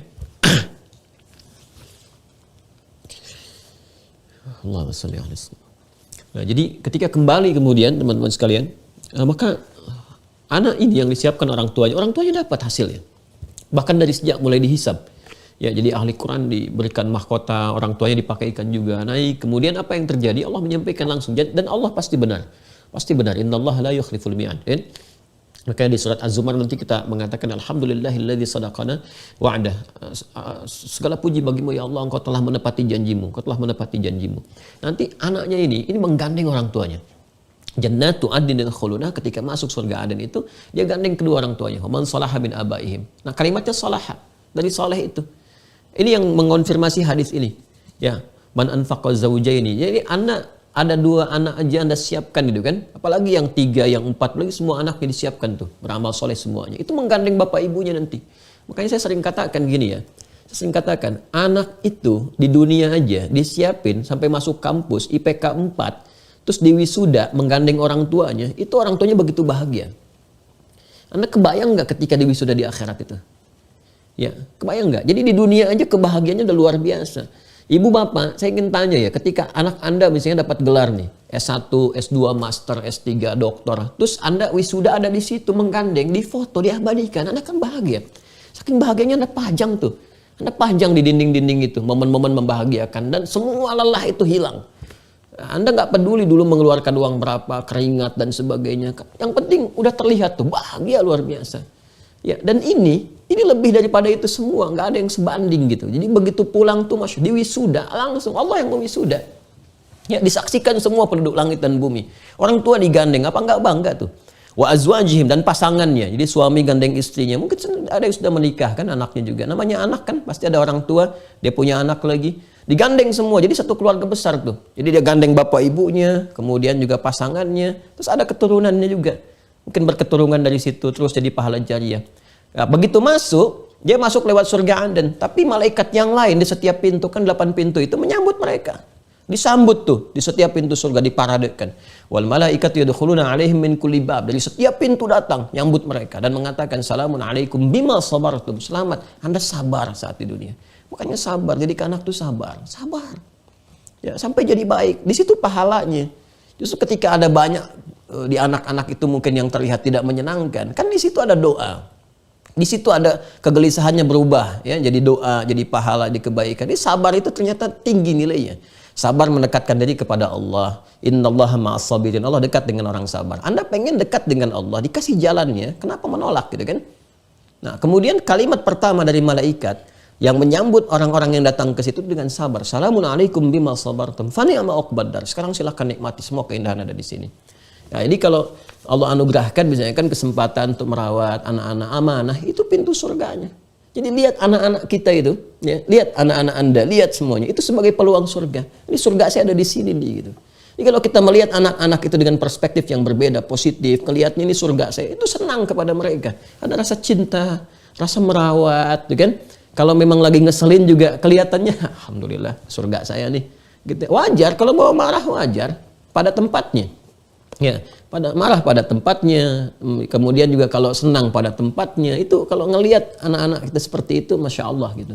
Ya, yang kemudian Ustaz, bagaimana kalau Allah belum memberikan kesempatan dan sebagainya? Banyak yang lainnya. Bukankah Nabi menyampaikan, ana wakafilul yatimi kahataini fil jannah, aku dan perawat anak-anak yatim itu dekat seperti di surga. Dengan Nabi lagi statusnya. Jadi semua itu tetap dengan indah. Allah tuh memberikan kepada kita dengan dasar kesiapan dan kemaslahatan untuk kita semua. Kalau Allah misalnya belum menganugerahkan, ada hikmah sesuatu, maka cari anak-anak yatim, rawat mereka, ya, dirawat di pesantren Quran, biayai mereka dan sebagainya. Dan lihat dengan perspektif yang baik. Wah, ini peluang surga saya, ini kebaikan untuk saya. Jadi kalau semuanya begitu, kehidupan pun akan indah. Gak ada saling mencela, ya, gak ada kita saling menyakiti orang lain. Untuk apa gitu? Ya, jadi kembali kepada diri kita itu, kalau kita bisa baik, lihat anak-anak sebagai peluang kebaikan. Jadi lelah yang dirasakan saat di dunia itu, di dunia pun akan terbayar. Jadi bonusnya dikasih dulu di dunia. Gak percaya silahkan deh, didik anak, menghafal Quran aja. Ya, Anda baru lihat anak itu hafal 1 surat pun, itu sudah lega gitu. Enak rasanya. Apalagi kalau sudah selesai Qurannya itu, Masya Allah. Kadang-kadang nangis, terus sujud, enak. Terus berjalan, terus kehidupan lebih tenang. Gak percaya silahkan, isi rumah dengan Quran, lebih tenang. Lebih tenang. Nanti puncaknya saat di akhirat. Jadi ini bagian pertama ya. Jadi ada pintu surga yang terkait dengan keluarga amalannya. Di sini teman-teman. Jadi kalau satu tadi Ar-Rayyan, ini ya. Ar-Rayyan. Ini amalannya puasa. Kemudian yang terkait dengan untuk keluarga, merawat keluarga dengan baik. Ya, khususnya ya, memberikan pendidikan yang baik untuk anak-anak. Ya, baik yang dari anak-anak biologis ataupun kita memfasilitasi anak-anak yang lain misalnya yang kita jadikan semuanya berkhidmat fi sabilillah. Sabilillah. Semua di jalan Allah. Jalan Allah itu sabilillah itu jalan yang baik-baik yang telah Allah tetapkan. Sekarang tinggal belajar jalan-jalan apa yang Allah ridhai, yang Allah senangi. Ya, ada yang bentuknya pengetahuan, ada yang pengabdian dan sebagainya. Yang baik-baik yang kita kreasikan, siapkan. Silahkan, Bapak Ibu tidak dilarang. Ada yang ulama intelektual, misalnya di bidang agama, silahkan. Siapkan anak-anak jadi ahli tafsir, ahli fikih dan sebagainya. Yang penting mendekat kepada Allah. Ini kan sudah ada contohnya di surah Ali Imran. Maka yang dipilih oleh Allah itu bukan Nabi, bukan Rasul. Supaya kita nggak ngeles. Wajar anak Nabi, wajar anak Rasul. Ya Maryam anak siapa? Anak Imran. Imran bukan Nabi, bukan Rasul. Hannah bukan Nabi, bukan Rasul. Ya kan? Tapi diberi contoh oleh Allah. Surahnya apa? Ali Imran. Nih keluarga ideal tuh begini. Nanti dari situ turun siapa? Maryam. Maryam disiapkan untuk apa? Nazarnya tuh apa? Nazarnya untuk dekat kepada Allah. Ini sama persis dengan kalimat Nabi. Ya, coba ayat 35-nya dibuka. Idh qalat imra'atu Imran, Rabbi inni nazartu laka. Ya kan? Ma fi batni muharrara fataqabbal minni. Ya Allah, aku bernazar, aku siapin yang aku kandung yang sekarang ini, aku siapkan untuk berkhidmat kepadamu saja. Ini fisabilillah. Ya, jadi harusnya orang tua punya visi. Allah anugerahkan anak pertama kasih amanah, siapin. Ini yang untuk ahli tafsir misalnya kan, ini ahli hadis. Ya, boleh saja intelektual ulama, ini yang aku siapkan jadi dokter penghafal Quran. Ini aku siapkan tentara penghafal Quran, polisi penghafal Quran misalnya. Ini untuk insinyur penghafal Quran. Gak apa-apa. Yang penting apa? Pelajari sabilillahnya apa tuh? Ya, siapa yang bisa melakukan itu dan berhasil dia wafat, dia meninggal, dapat jariah dari transferan pahala anaknya, pulang dia, apa yang dia dapatkan? Dia. Jadi kiamat dipanggil, ya Abdullah, hamba Allah, hadza khair. Ini yang kamu kerjakan tuh bagus banget. Nih pintunya, itu pintunya tuh. Ya, ini dua ya. Faman kana min ahli shalah, du'iya min babis shalah. Siapa yang termasuk dari ahli salat? Nih, ahli salat. Nih, turunkan. Du'iya min babis shalah. Maka dipanggil dari pintu salat, babus shalah. Ada yang terkait dengan ibadah salat. Ya, di sini ada yang memberikan detil, ya bukan hanya yang pokok saja. Yang pokok pun ada. Jadi ada orang yang dipanggil lewat pintu salat. Ya, walaupun dia misalnya jarang sholat sunnah, dia ngejar sholat fardu, tapi dia sangat betul-betul menyiapkan. Ya, gambarannya begini, gambarannya. Misal, seperti hadis Nabi Shallallahu Alaihi Wasallam, Allah sangat mencintai hambanya yang sholat tepat pada waktunya. Di antara amalan yang dicintai oleh Allah, kata Nabi, as-salatu ala waqtiha, atau salatu fi waqtiha, atau kama qala Rasulullah SAW. Sholat tepat pada waktunya. Jadi dia tuh sudah menyiapkan waktu-waktu sholat. Pokoknya nanti zuhur jam sekian, asar jam sekian. Sebelum tiba waktunya udah siap-siap. Ya, yang disiapkan itu bukan hanya tahu waktu. Ya, bukan hanya sekedar dia siapkan waktu. An-Nisa ayat ke-103, inna salata kanat 'alal mu'minina kitaban mauquta. Al-Baqarah ayat 238, dia jaga itu, hafidhu 'alas salawat. Kemudian yang paling menarik apa? Dia siapkan penampilan yang baik juga. Al-A'raf ayat 31. Ya bani Adam khudhu zinatakum 'inda kulli masjid. Setiap ada panggilan dia udah pakai pakaian yang bagus. Jadi kalau mau sholat tuh pakaiannya bagus, harum, untuk laki-laki baik gitu kan. Perempuan disiapkan pakaian yang paling baik, ya, yang paling layak untuk digunakan sholat. Nah, semua ini ketika Anda menyiapkan sesuatu dengan baik, ya, presisinya tinggi, itu termasuk ahlun fihi. Ya, keluarga, bagian di dalamnya. Ya, sama persis, ahli matematika kan senang matematika. Begitu matematika disiapin, betul, itu ahli matematika. Ahli fisika, ketika ada pelajaran fisika, senang fisika, disiapin. Kan beda, kalau orang senang itu beda persiapannya, itu ahlinya. Dia ahli fisika, dia ahli matematika, memang terlibat di situ, berkecimpung di situ. Ahli sholat, memang spesifik di sholat. Dan biasanya kalau sudah sholat fardunya bagus, akan senang sholat sunnah. Itu sudah hukum itu. Ya, makanya dia tahajud, bangun, duha dia kejar. Yang saya kemarin turunkan itu, ya, kebiasaannya dilatih tuh, dikumpulkan. Nah, kalau orang terbiasa seperti itu, maka digolongkan dalam ahli sholat. Faman kana min ahli sholat, nudiya min babis sholat. Siapa yang termasuk dalam golongan ahli sholat, maka akan dipanggil dari pintu sholat. Dipanggil. Ainal musallin, mana ahli sholat, kan? Ainal musallun, mana ahli sholat. Kemudian, waman kana min ahli jihad, du'iya min babil jihad. Siapa yang termasuk dari ahli jihad, dipanggil kemudian dari pintu jihad. Ada pintu jihad. Oh, jihad tuh banyak sekali aspeknya. Jihad. Ya. Ada jihad dengan harta. Wajahadu bi amwalihim, harta. Nah, jangan salah. Anda yang misalnya diberi kesempatan oleh Allah untuk beraktivitas banyak sehingga banyak terkumpul harta, terus harta digunakan fi sabilillah. Sama juga ini mana anfaqo zaujaini, ini mana anfaqo fi sabilillah. Wah, itu pahalanya banyak banget. Banyak banget. Batas terendahnya itu 700. Yang di Al-Baqarah ayat 261 itu. Mathalul ladzina yunfiquna amwalahum fi sabilillah kamathali habbatin ambatat sab'a sanabil fi kulli sumbulatin mi'atu habbah. Itu batas terendahnya. Ya, paling tingginya wallahu yudha'ifu liman yasha. Wallahu yudha'ifu liman yasha wallahu wasi'un alim. Ini Masya Allah tinggi sekali nilainya. Ya. Ya, dalam kondisi-kondisi seperti sekarang kan banyak orang membutuhkan, kan? Ya, misalnya kondisi saat ini ada yang butuh support, Anda support sebaik yang bisa Anda lakukan. Diniatkan karena Allah, ya kan? Nah, ada kelebihan orang sakit dibantu misalnya biayanya. Kalau musim-musim ya kemarin ramai PCR, ramai ini yang punya rumah sakit, terus Anda jadikan gratis misalnya kan. Nah, sekarang saya dengar sudah tidak digunakan di beberapa bagian, ya gitu kan. Ada peluang-peluang apa yang digunakan yang baik. Skemanya ada zakat, ada infak kan, ada sedekah dan sebagainya. Nah, kalau ada tuntutan militer, dia berjuang sampai dengan jiwanya. Kalau ada tuntutannya, ya misalnya kita tidak berharap itu kan, kita berharapnya tenang, nyaman, damai, jalan. Tapi seringkali selalu ada tuntutan, kondisi-kondisi yang menjadikan terlibat di dalamnya, berjuang. Makanya saya selalu menyarankan ya, yang ada di misalnya di bidang militer seperti tentara kita tuh yang muslim, ya kan? Atau juga di polisi walaupun tugasnya Kamtibmas itu ada bagian-bagian tertentu yang mungkin ada resiko-resiko juga kehilangan nyawa. Ya, makanya beda gitu antara militer dengan sipil. Nah, ini babnya harus dipelajari untuk yang muslim. Dan ini menumbuhkan motivasi yang sangat kuat. Ya, ketika meninggal bisa fisabilillah. Ya. Kemudian ada apa lagi misalnya di ilmu, pengetahuan, ilmu. Nah, jihad pakai ilmu. Ya, ada yang menyoal dengan ilmu, dijawab pakai ilmu. Kan ini ilmu itu dahsyat teman-teman sekalian.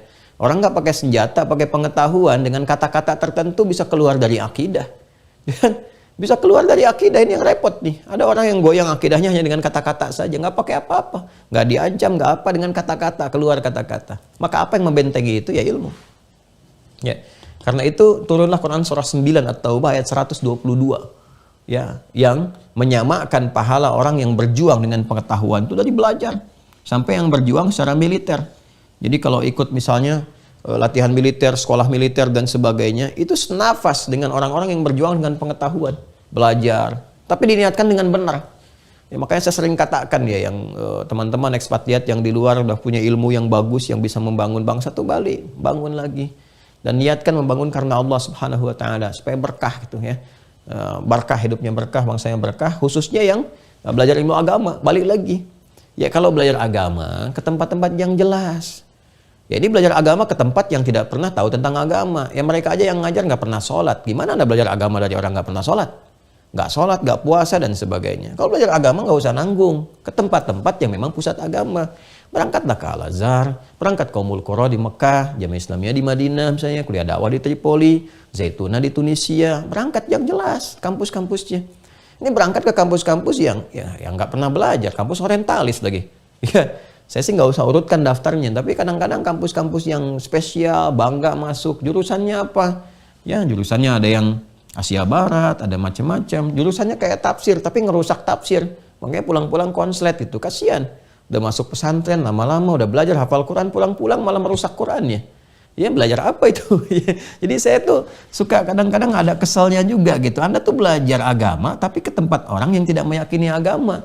Belajar tentang fikih sholat ke tempat orang yang tidak pernah sholat. Akhirnya merusak sholat itu sendiri. Pulang-pulang jadi nggak sholat. Masjidnya kosong, pindah ke tempat orang lain. Yang disoal tentang ajaran agama sendiri. Kan jadi ironi di sini. Maaf ya, ini coba untuk meluruskan gitu perspektifnya ke tempat yang benar. Ya, ini kan argumentasi ilmiah gitu. Anda kan kalau belajar matematika, maka kan ke tempat yang paham matematika. Ya kan? Jelas kan? Nggak ada orang belajar matematika ke tempat sejarah misalnya. Nah, sejarah matematika sih iya, tapi kan nggak tahu rumusan-rumusan. Sama persis belajar agama, belajar Quran ke tempat yang tidak terkait dengan support Qurani. Nah, ini jihad. Ya. Nanti ada turunan lagi ke bawahnya. Ya, seperti ya, nggak banyak orang tua berjihad merawat anak, seorang istri yang tengah mengandung, jihad juga gitu kan dalam kandungannya. Ya, demikian yang menyusui juga dan seterusnya, banyak nanti ya ragam-ragam ke bawahnya. Ya. Ya, termasuk kalau musim-musim wabah yang betulan ya, betul-betul wabah yang ditangani itu Masya Allah tuh dokter bisa berjihad, perawat berjihad dan sebagainya. Bahkan yang korbannya yang menjaga diri pun supaya tidak tersebar keluar tuh bagian dari jihad fisabilillah itu. Dan tapi tingkatannya beda-beda. Nanti kan ada 3 jenis. Ya, Jadi 3 jenis. Nah, ada jihad yang dinilai sebagai dunia dan akhirat. Ya, ada jihadnya dunia dan akhirat. Jadi disebut jihad dunia akhirat. Jadi dia itu yang enggak dimandikan, ya langsung dengan pakaian yang melekat di dalamnya, gitu ya. Ya sudah langsung dikuburkan dan sebagainya. Seperti ada tuntutan militer yang memang berjuang di jalan Allah. Ya, seperti dulu masa-masa penjajahan kan para ulama kita dan seterusnya. Ada jihad akhirat dunia. Jihadnya akhirat, dinilai jihad di akhiratnya itu. Masuk kategori ini. Ya, babul jihad masuk tuh dipanggil. Dia nilainya akhirat. Tapi di dunia orang nggak mengenalnya sebagai ahli jihad. Ya. Siapa di antara mereka? Banyak ini. Ahli ilmu, para ulama dan sebagainya. Ada yang kena wabah misalnya, ada yang tenggelam tapi di situ dia banyak berzikir kepada Allah dan sebagainya. Itu jihadul akhirah dunia. Yang ketiga ini yang jelek, jihadul dunia dunal akhirah. Jihadnya di dunia seperti kelihatan orang jihad tapi di akhirat gak disebut jihad. Seperti apa misalnya? Ya orang ikut dalam misalnya perjuangan militer tapi niatnya bukan untuk akhirat. Ya hanya untuk jadi pahlawan saja, hanya untuk kelihatan yang paling hebat. Nah, ini dunia dapat penghargaan dunia tapi akhirat tidak. Ya. Kembali ya teman-teman, teruskan. Kemudian waman kana min ahli siyami du'iya min babir rayyan. Tadi, siapa yang jadi bagian ahli puasa dipanggil dari pintu ar-rayyan. Jadi sudah ada pintu ar-rayyan, pintu keluarga gitu kan, yang infak, pintu salat, pintu jihad. Kemudian apalagi waman kana min ahli sedekah. Ya, du'iya min babis sedekah. Siapa yang termasuk dari pintu sedekah, maka dia juga dipanggil dari pintu sedekah. Nah, nanti ada kitab bagus nih ya, karangan Syekh Abdurrahman Al-Mubarakfuri. Namanya Tuhfatul Ahwadhi. Tuhfatul Ahwadhi. Tuhfatul Ahwadhi. Tuhfatul Ahwadhi fi syarah Jami' At-Tirmidzi. Kalau nggak salah ini judulnya. Cari aja Tuhfatul Ahwadhi. Kalau nggak salah judulnya ini nih, Tuhfatul Ahwadhi fi syarah Jami' At-Tirmidzi, karangan Syekh Abdurrahman Mubarakfuri. Nah, itu ada bagian yang dikhususkan untuk menampilkan kan riwayat-riwayat yang disampaikan kesimpulannya oleh para ulama, pintu-pintunya itu. Ya, jadi kita kan dapati contoh-contoh dari Nabi nih, contoh-contohnya pintu salat, pintu jihad, pintu sedekah dan seterusnya. Nanti dikumpulkan lagi tuh. Ya, para ulama nanti menggali di Al-Qur'an, menggali di hadis, nanti mengeluarkan nih pintu-pintunya. Di antaranya apa nanti? Ada pintu silaturahim. Tuh, pintu zakat, pintu haji. Nah, kan belum disebutkan di hadis ini. Nanti di hadis-hadis yang lain kita akan temukan, ya kan? Jadi nanti yang sudah berhaji, hajinya mabrur, dijaga sampai meninggal, dipanggil lewat pintu haji. Yang senang zakat, pintunya pintu zakat. Yang senang silaturahim dalam kebaikan, kan? Kunjungi teman-teman orang tua misalnya, atau ya ulama-ulama atau orang-orang saleh yang baik-baik, memang untuk belajar dari kebaikannya. Ya, tapi ada babnya sendiri, nggak boleh maksa. Maksa jadi jelek gitu. Saya sudah mengamalkan hadis, ya tapi lihat konteksnya juga. Jangan orang lagi istirahat dibangunin, orang bukan waktunya dipaksa-paksa dan sebagainya, atau harus menghentikan kegiatan yang lebih besar. Tidak. Ya, ketika ada niat itu sudah diberikan pahala di dalamnya. Nah, ini yang dimaksudkan teman-teman sekalian. Nah, apa kaitan dengan kisah kemarin yang kita berhenti sebelumnya? Faqala Abu Bakrin radhiyallahu taala anhu. Maka Abu Bakar As-Siddiq setelah mendengar itu, beliau kan jenius nih. Ya, Abu Bakar tuh memetakan sesuatunya sangat baik gitu. Makanya kan beliau termasuk orang yang hebat di manajemen, ya, terutama di bidang ekonomi gitu kan, di dagang, di bisnis itu paham betul, pakar. Nah, ini dilihat tuh ilmunya diterapkan di sini nih, ya. Wah, harus ada keuntungan besar nih. Karena kan disebutkan satu-satu dipanggil. Maka Abu Bakar berpikir, melihat, bertanya pada Nabi. Ya, beliau menyatakan bi abi anta wa ummi ya Rasulullah.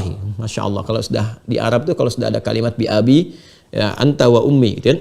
Demi bapakku dan bapak engkau dan ibuku ya Rasulullah gitu kan. Ya, ini sudah membawa bapak dan ibu. Kalau sudah bawa bapak dan ibu itu berarti serius gitu ya. Jadi kalau ada orang Arab tuh berkata begini, bi abi anta wa ummi gitu kan, demi bapak dan ibuku. Ya, kalau udah nyampaikan itu pengen tahu sesuatu, nah itu berarti serius. Ya, serius. Ya Rasulullah, ma ala man du'iya min tilkal abwabi min daruratin fahal yud'a ahadun min tilkal abwabi kulliha. Itu kan pintu itu, setiap pintunya penting sekali gitu. Terus menyenangkan, dipanggil. Ya, sangat istimewa setiap pintunya. Tapi pertanyaan saya, kata beliau, fahal yud'a ahadun min tilkal abwabi kullih, ada enggak yang dipanggil di semua pintu itu? Di semua pintu manggil. Masya Allah. Ya. Ada orang nanya misalnya, bingung nggak dipanggil di setiap pintu? Ya nggak begitu caranya. Iman dulu aja, iman dulu, kerjain dulu, ntar pulang tahu caranya. Ya, jadi kalau kita masih punya harapan, kalau nggak punya harapan jangan ngolok-ngolok, namanya nggak punya harapan. Ini aneh, udah nggak punya harapan ngolok-ngolok. Anda itu kalau nggak beriman, ya misalnya, udah jangan ngolok-ngolok orang beriman, istihza. Ya. Itu ada di Al-Baqarah 14 sampai 15 itu. Kenapa? Karena Anda sendiri nggak punya harapan. Nggak punya harapan kan ditanya aja kan nggak jelas. Pulang kemana aja kan nggak bisa jawab. Jadi selesaikan dulu dengan nasib masing-masing gitu. Nanti ketika kembali baru ketahuan. Jadi kalau kita sarankan, makanya kan kita diminta untuk banyak mendoakan. Jadi kita mendoakan tuh kalau ada orang-orang yang demikian, kita doakan supaya dapat hidayah, dapat kebaikan, gitu kan? Nah, nanti apakah kemudian ada yang dipanggil dari semua pintu itu ya Rasulullah? Masya Allah, jadi kebanggaan tuh, ya. Dan diparadekan nanti jadi kebanggaan, ya. Dan nanti di hadis-hadis lain bisa saling mengungguli, dan dari situ itu yang disebut fastabiqul khairat, ya, gambaran dari Quran surah kedua Al-Baqarah ayat 148. Ya, nanti kesini dulu baru kita kembali ke Quran. Apa jawab Nabi? Qala Rasulullah SAW, na'am wa arju an takuna minhum. Ya, ada yang dipanggil dari semua pintu itu, dan aku berharap, aku bermohon pada Allah, engkau termasuk bagian dari mereka. Wah, alhamdulillah ada hum di situ, kita masih bisa masuk tuh. Ya, tapi Abu Bakar spesial radhiyallahu taala anhu, itu udah spesial sendiri. Sahabat Nabi, mertua Nabi, nemanin di dunia, nemanin di alam kubur, nemanin di akhirat. Udah. Wa arju an takuna minhum. Di dunia kan sama Nabi sahabatan. Di kuburan berdampingan. Ini di semua level. Hijrah dampingin Nabi. Makanya keterlaluan kalau ada yang masih mencela Abu Bakar, kan? Dia nggak paham itu keutamaan Abu Bakar, ya. Jadi Masya Allah hidupnya sahabat Nabi, mertua Nabi, menemani Nabi hijrah, menemani Nabi di alam kubur, menemani Nabi di akhirat, dan diperebutkan oleh semua pintu surga. Tapi apakah kemudian Abu Bakar sampai dengan ada doa Nabi seperti itu, arju an takuna minhum, selesai di situ? Tidak. Ternyata apa yang beliau lakukan? Ini yang harus kita lakukan di sini. Ya, kita masih beruntung, alhamdulillah, bersyukur pada Allah. Ada kalimat humnya, wa arju an takuna minhum. Ya, aku berharap, bermohon pada Allah, engkau termasuk bagian dari mereka itu yang dipanggil. Berarti mereka tuh ada banyak di situ. Mumpung masih hidup, kita ada peluangnya. Maka kita mesti belajar pada sahabat Abu Bakar radhiyallahu taala anhu. Apa yang dilakukan oleh beliau? Jadi ketika mendengar kata-kata Nabi itu jadi motivasi. Nah, ini cara membaca hadis itu begitu. Jadi kalau ada kebaikan, jadikan motivasi. Dari sini diturunkanlah jadi kurikulum oleh beliau. Apa saja sih pintunya? Jadi amal soleh ini diturunkan oleh beliau. Dari sejak saat itu, semua peluang amal soleh yang bisa dikerjakan, khususnya yang disebutkan Nabi, itu jadi kegiatan harian. Ya, jadi punya catatan harian nih. Apa aja nih amalan-amalannya? Apa yang terjadi? Satu kali ada kisah, teman-teman. Nabi itu kan kalau ketemu dengan sahabat, kadang-kadang ngasih tausiah, kan? Kadang-kadang ngasih arahan, mau'izah, nasihat. Tapi kadang-kadang juga ngasih motivasi. Satu kali Nabi bertanya. Ya, ini viral sekali riwayatnya. Siapa yang sudah sholat hari ini? Ini gambaran kita aja. Angkat tangan semua. Semua sahabat angkat tangan itu. Ya, kalau disebut sholat itu jamaah maksudnya. Ya, jamaah. Iya, siapa yang jamaah? Angkat tangan semua. Dah. Siapa yang sudah infak? Angkat tangan. Sebagian belum. Ya, atau sebagian tidak. Siapa yang sudah nengokin orang sakit? Angkat tangan. Yang tadi yang agak banyak infak turun lagi, sebagian masih angkat tangan. Siapa yang sudah menyolatkan jenazah? Ini yang tadi nengok tuh, sebagian turun, hanya tinggal segelintir yang ngantarin jenazah, yang nyolatkan jenazah. Nyolatkan sudah. Siapa yang ngantarkan jenazah? Masya Allah. Di semua yang ditanya Nabi, Abu Bakar angkat tangan. Di semua yang ditanya Nabi, Abu Bakar angkat tangan. Dan mendapat pujian dari Rasulullah SAW pada saat itu, dan juga memberikan gambaran kepada kita untuk tidak menyakitinya. Ya, jadi saya ingin gambarkan begini, orang yang didoakan Nabi saja tetap berikhtiar untuk mensyukuri apa yang telah Allah sampaikan, berikan lewat lisan Nabi SAW. Itu masih ikhtiar. Ya, sama persis kan ketika Nabi SAW pun sudah dapat jaminan surga yang sangat tinggi sekali, sampai turun surah Al-Kautsar, inna a'tainakal kautsar fasholli lirabbika wanhar inna syani'aka huwal abtar. Kan? Itu jaminannya surga udah diberikan. Di dunia pun diberikan kehormatan tertinggi. Siapa yang menyoal diputus oleh Allah semua rahmat Allah. Jadi yang ngolok-ngolok Nabi, yang menjelek-jelekan Nabi dan sebagainya, itu diputus dari rahmat Allah Subhanahu wa taala. Inna syani'aka huwal abtar. Siapa yang memusuhimu, menyakitimu, ya Muhammad SAW terputus tuh. Ini rahmat Allah Subhanahu wa taala. Ya, kalau ada di antara insan mengaku beriman, cepat tobat sampai benar-benar diterima oleh Allah Subhanahu wa taala. Ya. Tapi apakah itu kemudian menjadikan Rasulullah SAW tidak beramal? Tidak. Tetap beliau. Bahkan kalimatnya fasalli li rabbika wanhar. Kalau kamu sudah mendapati itu, syukuri nikmat itu dengan apa? Dengan banyak melakukan penyembahan kepada Allah. Syukurnya hamba itu kan membuktikan penghambaannya. Ya, maka tunaikan, berdoa, banyak salat. Engkau kemudian berderma dengan harta, wanhar berkorban dengan yang terbaik. Nahara itu kan unta. Ya, jadi ternyata teman-teman, kalau dapat anugerah itu tambah syukurnya itu dengan tingkatkan ibadah. Bukan diam. Silahkan cek ya kisah viralnya Utsman bin Affan, Abdurrahman bin Auf. Ya nggak usah jauh-jauh lah, di kitabnya Imam Nawawi saja. Ya, punya kitab At-Tibyan fi Adab Hamalatil Quran, itu kan kitab dasar. Ya, bagaimana Utsman bin Affan, kemudian Abdurrahman bin Auf radhiyallahu taala anhuma jami'an, dan sahabat yang lain yang kaya-kaya banget itu, kebangetan kayanya, itu syukurnya apa? Malam-malam tuh mereka masih terus tahajud, nggak putus tahajud tuh sampai hatam Al-Quran. Ya, itu berkah lah waktunya. Jadi jangan dibandingkan gimana bisa hatam semalam. Ya, beda antara orang berkah itu dengan yang belum berkah, atau yang berkahnya banyak dengan yang berkahnya sedikit, itu beda. Keberkahan diberikan. Allah tuh kalau sudah berkehendak jadi. Ya, jadi kalau sudah berkehendak. Orang tidur aja karena Ashabul Kahf kayaknya baru sehari tidur, ternyata 309 tahun. Ya kan? Jadi kalau kita itu betul-betul memasuki ruang-ruang pendekatan kepada Allah dengan spektrum yang tinggi, ya, semangat yang tinggi, kemudian juga takarrub yang tinggi, keberkahannya akan tinggi. Rasanya tuh luar biasa gitu. Ya, luar biasa. Nah, ini yang dimaksudkan teman-teman sekalian. Jadi kita simpulkan bahwa yang dimaksud pintu-pintu surga itu, teman-teman sekalian, ya, yang ada 8, itu citranya di dunia diberikan pada amalan. Maka jadikan kurikulum, seperti sahabat Nabi melakukan itu. Sahabat tertinggi kan Abu Bakar As-Siddiq itu. Ya, buat kurikulum dari sekarang. Sekarang pertanyaannya, Ustadz, gimana melatih itu supaya bisa konsisten tuh? Ya, kita harus punya momentum. Siapkan momentumnya tuh. Siapkan semangatnya. Nah, boleh nggak kita minta sama Allah? Boleh. Sebelum minta udah dijawab. Saking sayangnya Allah kepada kita, dikasih langsung peluangnya. Kapan itu? Ramadan. Makanya Ramadan itu terkumpul semua peluang amalan dan dikumpulkan motivasi kuat kita untuk mengerjakan amalan itu. Yang nggak biasa sholat sunnah tuh ngejar sholat sunnah. Nggak percaya silahkan cek. Yang nggak biasa baca Quran bisa megang mushaf tiap hari maksain diri baca. Yang nggak biasa infaknya dicari mana yatimnya, mana du'afanya, mana fakirnya, ya, dan sebagainya. Itu bisa, makanya keluarkan dari sekarang. Jadi wajar ketika Ramadan itu peluangnya pintu-pintu surga terbuka. Ini maksud hadis itu. Futtihat abwabul jannah, abwabur rahmah. Baru kita nyambung ke hadisnya. Maka saat Ramadan itu, dengan kita banyak meningkatkan amal-amal itu, maka peluang pintu-pintu surga yang kita masuki itu lebih besar lagi. Maka digambarkan futtihat. Kenapa pakai tasydid? Ya, tasydid itu bermakna tadarruj. Ya, sesuatu yang bertahap. Kalau aftaha yuftihu, uftiha, misalnya kan, dibuka itu sekaligus semua, brak gitu. Tapi ketika menggunakan kata futtiha pakai tasydid, ya, itu ada kesan metafornya tuh. Ya, sesuatu yang dibuka secara bertahap pelan-pelan itu menggunakan tasydid. Pakai tasydid yang terukur.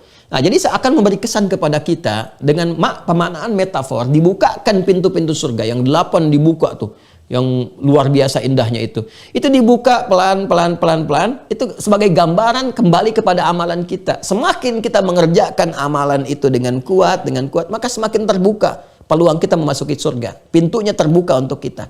Kalau kita konsisten dan jaga sampai dengan meninggal. Jadi Ramadan itu peluang besar. Nah, pertama membaca hadis ini kita pahami dengan makna majazi karena ada nilai balaghahnya. Maksudnya apa? Dibuka pintu surga itu adalah gambarannya dibukakan kepada kita kesempatan, peluang-peluang untuk memasuki surga saat kembali kepada Allah dengan amalan-amalan kita yang dilatih dalam Ramadan itu. Itu maksudnya. Jadi idza jaa Ramadhanu, ketika tiba Ramadan, idza kana Ramadan, telah hadir di Ramadan, idza dakhala Ramadan, telah kita masuk ke Ramadan, futtihat abwabul jannah. Ada peluang pintu-pintu surga terbuka. Lewat apa? Amalan. Makanya dari sekarang siapkan amalnya. Amalan apa yang penting-penting? Kemarin kita udah keluarkan sebagiannya. Yo, yang infak, apa nih potensi siapin, sholat siapin, apa aja, cari semua. Udah itu siapkan. Begitu kita siapkan, kalau bisa tuh 8 pintu keluarkan, pelajarin. Ramadan dilatih, 30 hari kan latihan. Nanti jadi kebiasaan, pasca Ramadan pertahankan sampai kita wafat, terbuka semua tuh. Futtihat abwabul jannah. Nah, jadi kenapa pakai tasydid futtiha? Nah, itu kembali memberikan kesan tentang kesungguhan, keseriusan dalam beramal. Karena pintu surga diikat dengan amalan. Ya, makanya terbuka pelan-pelan itu tergantung amalan kita. Kalau amalan kitanya kencang, terbuka tuh. Itu gambarannya. Nah, itu makna metafornya. Ya, ada yang menjadikan ini maknanya makna hakiki, betul-betul dibuka, terbuka. Jadi seakan-akan memberi peluang kepada kita, nih pintu surga sudah terbuka. Kalau sudah terbuka, kalian mau beramal nggak untuk masuk? Nah, hampir sama saja pemaknaannya, ya kan? Nah, jadi ini gambarannya yang pertama ketika dibukakan pintu-pintu surga itu, artinya apa? Kita harus bersemangat untuk beramal. Ya, bahasa gampangnya begitu. Kalau sudah tiba Ramadan, semangat beramal. Semangat untuk bekal kamu pulang. Dibukakan nanti pintu-pintu surga. Cari amalnya lewat amal saleh untuk mendapati pintunya. Nah, jadi kalau nanti sudah dapat, teman-teman sekalian, lewat amal soleh itu terjadi peningkatan. Peningkatan yang dihasilkan dari amal soleh itu disebut takwa. Ya, hasil peningkatan dari amal soleh itu meningkat, kumpulan kebaikan. Khairnya kan dapat tuh, khair. Dari hasanah kan sifat nilainya khair kan, ajrun jadi khair kan. Wa may ya'mal mithqala dzarratin khairan yarah. Kumpulan khair itu disebut takwa. Makanya setiap amal soleh itu seringkali disandingkan dengan takwa. Coba puasa kita baca lagi Al-Baqarah 183. Ya ayyuhalladzina amanu kutiba alaikumus siyam. Kutiba alaikumus siyam kama kutiba alal ladzina min qablikum la'allakum tattaqun. Salat nih. Al-Baqarah ayat 2 sampai 3. Dzalikal kitabu la raiba fi hudal lil muttaqin. Siapa orang takwa itu? Alladzina yu'minuna bil ghaib wa yuqimunas shalah. Nyambung juga ke infak. Haji umrah. Al-Baqarah 197. Al-hajju ashhurun ma'lumat. Faman farada fihinna al-hajja fala rafatha wala fusuqa wala jidala fil hajj. Wa ma taf'alu min khairin. Tuh dah. Wa ma taf'alu min khair disebut. Wa ma taf'alu min khairin ya'lamuhu Allah. Wa tazawwadu fa inna khaira zadi taqwa. Takwa lagi. Takwa. Nah, begitu meningkat takwanya, kalau kita rumuskan begini. Ya. Ini gambaran persamaannya nih, Masya Allah dapat banyak kita subuh ini. Iman, amal saleh, sama dengan takwa, sama dengan rahmat, sama dengan surga. Ini persamaannya. Ya. Iman sama dengan amal saleh, sama dengan takwa, sama dengan rahmat, sama dengan surga. Orang yang memiliki kunci iman, dikreasikan amal itu dengan imannya menjadi saleh, akumulasinya terkumpul takwa, dari takwa bisa mendapatkan rahmat, dari rahmat bisa mendapatkan surga. Ini kurang lebih seperti ini jelasnya. Ya, karena itu jangan heran kalau di Al-Quran nanti ada sandingan antara iman, amal saleh dengan takwa. Ya seperti puasa lah, gampangnya kita contohkan. Ya ayyuhalladzina amanu, iman. Kutiba alaikumus siyam, amal saleh. Ya kan? Kama kutiba alal ladzina min qablikum la'allakum tattaqun, takwa. Begitu takwanya meningkat, dapat rahmat. Dari rahmat, turun surga. Ya, nanti ada bonus rahmat nih. Kalau takwanya semakin tinggi, bonus rahmat turun di dunia. Ya, turun di dunia. Masih ingat gak kemarin saya sampaikan ketika doa masuk masjid? Allahumma ftahli abwaaba rahmatik. Kan kemarin saya turunkan kan jenis-jenis rahmat. Ada yang terkait dengan surga, ada yang solusi dari berbagai persoalan kehidupan yang dialami. Ya, contoh solusi ini kan. Nih, dapat rahmat, dapat solusi. Semua masalah kehidupan diringankan oleh Allah. Gampang diatasinya. Makanya kuncinya di takwa. Ini yang dimaksud Quran surah 65. Kita bisa keluarkan ayatnya, Quran surah 65. Di akhir ayat kedua tuh sampai 3. Wa may yattaqillaha yaj'al lahu makhraja wa yarzuqhu min haitsu la yahtasib. Siapa yang mampu meningkatkan takwanya kepada Allah, maka diberikan solusi, makhraj. Nah, ini rahmat Allah yang diberikan saat di dunia. Di antaranya berbentuk apa? Solusi. Ya, dari berbagai persoalan yang dialami. Diringankan, bukan nggak punya masalah, diringankan masalahnya. Jadi masalah yang sama yang diatasi orang lain boleh jadi berat. Ya, bagi kita yang meningkat takwa, ringan jadinya. Jadi Allah sudah lapangkan dulu hatinya untuk menerima itu. Diringankan.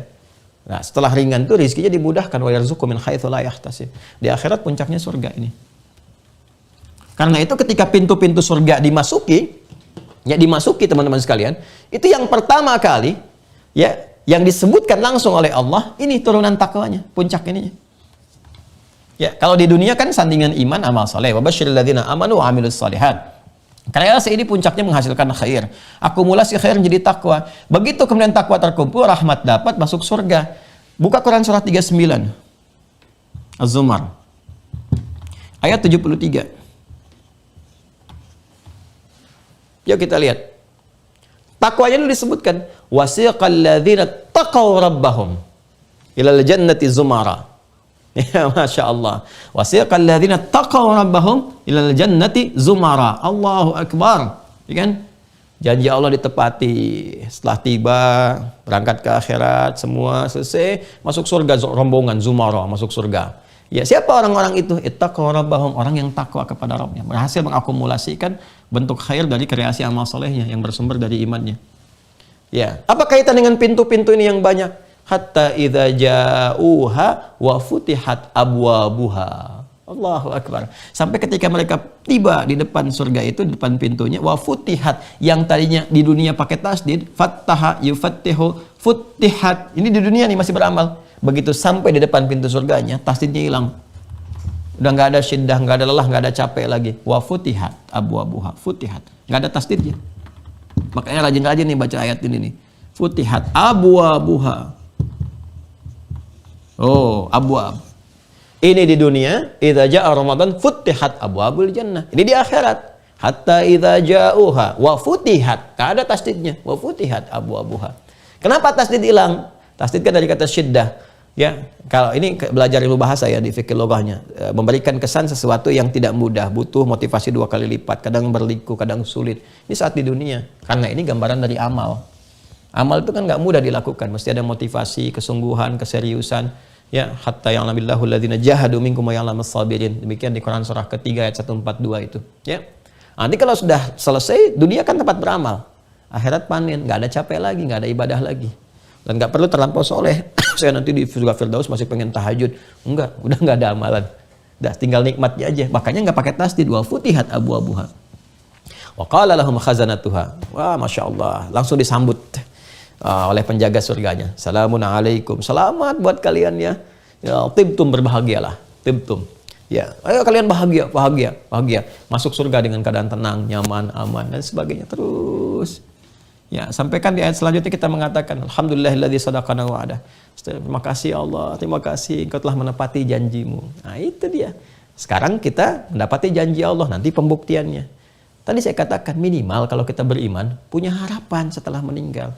Punya harapan, dan harapan itu jelas. Ya, makanya kalau kita berimannya benar, keterangannya itu benar, harapannya jelas. Coba, ini logis ya, objektif saja. Cari keterangan dimanapun yang menerangkan tentang informasi setelah kehidupan dunia nih, di alam kubur, sampai dengan ke akhirat, sampai dengan ke surga. Cari dimanapun informasi yang detail seputar tentang kehidupan di sini. Cari, temukan.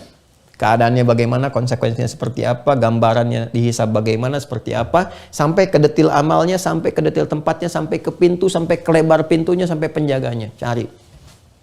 Demi Allah saya katakan, Anda nggak akan temukan. Kecuali di Al-Quran dan hadis yang itu semua mengacu kepada keyakinan utama, referensi dari Islam. Makanya sangat bersyukur Allah anugerahi keislaman. Jelas Allah katakan, inna dina indallahil Islam, ya. Ini kita ya untuk menguatkan ya, untuk menguatkan. Kan objektif nih. Kalaupun tidak yakin ya itu pilihan masing-masing. Lakum dinukum waliyadin. Kan tidak dipaksa. Fair kan? Ya. Tapi ketika kita mengetahui ini, kita punya harapan. Ya, kita tahu nih setelah meninggal ada harapan, ada kehidupan. Gini gambar jelas jadinya kita siapin. Kan nggak rugi juga sama-sama meninggal. Ya kan? Tapi minimal kita punya harapan dari sekarang. Sekali lagi. Ya, sekali lagi, jadi kita tuh sudah jelas menyiapkan. Daripada nggak tahu sama sekali meninggal ya Anda selesai. Kalau saya masih punya harapan, kok aneh yang tidak punya harapan menyoal yang punya harapan, kan aneh. Anda sendiri nasibnya masih belum jelas, kan misalnya yang menyoal kan. Taruhlah ada yang menyoal akhirat, nyoal surga, itu nggak nyata, itu fiksi, atau itu begini, itu begitu. Ya Anda aja hidupnya nggak jelas setelah meninggal. Anda nggak punya harapan, nyoal orang yang punya harapan. Yang tidak jelas, nyoal orang jelas. Itu apa tuh? Saya nggak punya kata-kata. Itu ya. Jadi siapin deh dari sekarang. Yang nyaman, yang enak. Nah ini kita ngaji satu hadis nih teman-teman sekalian. Baru satu hadis kita kaji tentang keutamaan Ramadan, baru salah satu ya. Jadi hadis ini, apa kaitannya dengan persiapan sebelum Ramadan? Memberikan motivasi kepada kita agar kembali kepada apa yang telah kita bahas sama-sama. Kita terangin sebelumnya. Bahwa ayo dari sekarang kumpulkan peluang amalan-amalan terbaik yang bisa dilatih saat Ramadan. Ramadan itu bulan latihan. Nanti pembiasaannya 11 bulan berikutnya. Jadi kalau nggak disiapin dari sekarang, ya nanti bingung saat masuk Ramadan. Mau kerjain apa? Dari mulai bangun sampai dengan tidur sampai bangun kembali. Jadi disiapkan dari sekarang, dan harapan terindahnya adalah ya ini insya Allah akan mengantarkan pada kebaikan. Ya, harapan terindahnya akan mengantarkan kepada kebaikan saat kembali kepada Allah, berupa ya metafornya adalah gambaran kepada kita untuk menyiapkan dengan amal-amal soleh, dan hakikatnya saat kembali itu akan menjelma menjadi pintu-pintu surga yang menghadirkan kebahagiaan-kebahagiaan terbaik untuk kita semua bagi yang yakin. Makanya khitabnya bagi orang yang beriman. Saya kira ini yang kita bisa uraikan di pertemuan kali ini, teman-teman sekalian. Ini baru satu bagian dari 3 bagian yang kita akan bahas. Kan baru satu bagian, satu hadis tapi baru satu bagian. Ya, futihat abwabul jannah, abwabur rahmah, wa ghuliqat abwabun nar. Pintu nerakanya apa tuh? Ya, harus tahu. Kalau nggak pernah tahu informasi tentang neraka, nanti kejebak. Ya, nanti bisa kejebak. Sama dengan kita kemarin bahas tentang malaikat, tahu lawannya setan. Orang nggak pernah kenal, nggak tahu setan, bisa terjebak. Ya, kalau Anda cuma tahu jalannya mulus, nggak pernah tahu ada lubangnya dan sebagainya, ya tiba-tiba bisa kejebak. Makanya orang kalau mau balapan motor pun kan test drive dulu tuh, tes jalannya dulu, ya. Jangan-jangan nanti aspalnya masih belum bagus, jangan-jangan begitu dites ternyata banyak apa tuh, Mas, bahasa Jepangnya tuh letak ya. Apa namanya, banyak kotoran tanah gitu kan, tiba-tiba bisa berbahaya, ada kerikil macam-macam. Jadi kita tuh harus tahu kalau nggak semua jalan yang bagus, yang mulus dan sebagainya itu tidak ada tantangan. Ya, karena itu harus paham. Ini apa yang bisa menyebabkan seseorang terjerumus ke dalam neraka. Harus dipahami. Apa pintu-pintu neraka tuh bagi pelaku-pelaku maksiat dan sebagainya, supaya kita bisa hindari. Ya, belum lagi setannya tuh. Sulsilatis syayatin, setan dirantai pas Ramadan. Tapi kok masih ada yang berbuat maksiat, ya kan? Ada yang mencuri, ada yang mabuk dan sebagainya. Itu dirantainya gimana tuh? Kok masih bisa lepas gitu kan? Apa dirantai pun masih bisa menggoda? Kan belum selesai. Ya, nah ini nanti kita lanjutkan nanti. Sekarang kan waktunya udah habis. Nanti kita lanjutkan kembali ya di pertemuan berikutnya. Semoga Allah berkahi kita, meridhai kita semua, mengampuni dosa-dosa yang pernah dilakukan. Maafkan saya kalau sampai hari ini belum bisa membimbing dengan baik apa yang bisa saya sampaikan. Semoga Allah menyempurnakan dengan hadirnya ustaz-ustaz lain, guru-guru lain yang lebih baik yang bisa menyampaikan dan mendekatkan diri kita semua kepada Allah Subhanahu wa taala. Kemudian semoga Allah memberikan kemudahan pada kita untuk mengamalkan apa yang telah kita pelajari sebaik-baiknya, semampu yang bisa kita lakukan, dan memberikan kesempatan kepada kita untuk menyempurnakan amalan ya sejauh yang bisa kita lakukan sampai kita kembali kepada Allah Subhanahu wa taala. Teman-teman, bagi yang telah terhubung dengan Mira, saya tidak berhenti untuk menganjurkan agar segera diaktifkan akunnya dan juga dites dulu ya, masuk untuk menjawab beberapa pertanyaan-pertanyaan sesuai dengan materi. Nggak ada yang terkait dengan hal-hal lain terkait materi, supaya nanti bisa bergabung di Zoom dan sebagainya dan terpetakan. Ini kita masih pembekalan umum. Kalau sudah selesai, mudah-mudahan nanti masuk ke zonasi dan bisa disempurnakan pembelajaran kita semuanya. Terima kasih untuk hari ini, dan juga saya memberikan anjuran lagi bagi yang teman-teman masih ada kesempatan untuk bisa mewujudkan kita pesantren bersama yang Mira yang sedang kita bangun, masih ada kesempatan untuk berwakaf, dan mudah-mudahan sampai dengan selesai tempat itu diridhoi oleh Allah Subhanahu wa taala sebagai salah satu tempat yang bisa menghadirkan cahaya-cahaya pengetahuan yang bermanfaat bagi kehidupan kita semuanya. Terima kasih, semoga Allah ridhai. Maafkan saya. Allahumma taqabbal minna innaka antas sami'ul alim wa tub 'alaina innaka antat tawwabur rahim. Allahumma arinal haqqa haqqan warzuqna ittiba'ahu wa arinal batila batilan warzuqna ijtinabah. Allahumma arzuqna ya Allah fahma ulumi iqamati dinik ya arhamar rahim wa ilahi kalimatik ya rabbal alamin wa littiba'i sunnati nabiyyika sayyidina Muhammad sallallahu alaihi wasallam. Rabbana atina fid dunya hasanah wa fil akhirati hasanah wa qina adzabannar. Wa sallallahu ala sayyidina Muhammad wa ala alihi wa sahbihi ajma'in. Wa akhiru da'wana subhanakallahumma bihamdika nasyhadu an la ilaha illa anta nastaghfiruka wa natubu ilaik. Walhamdulillahi rabbil alamin. Assalamualaikum warahmatullahi wabarakatuh.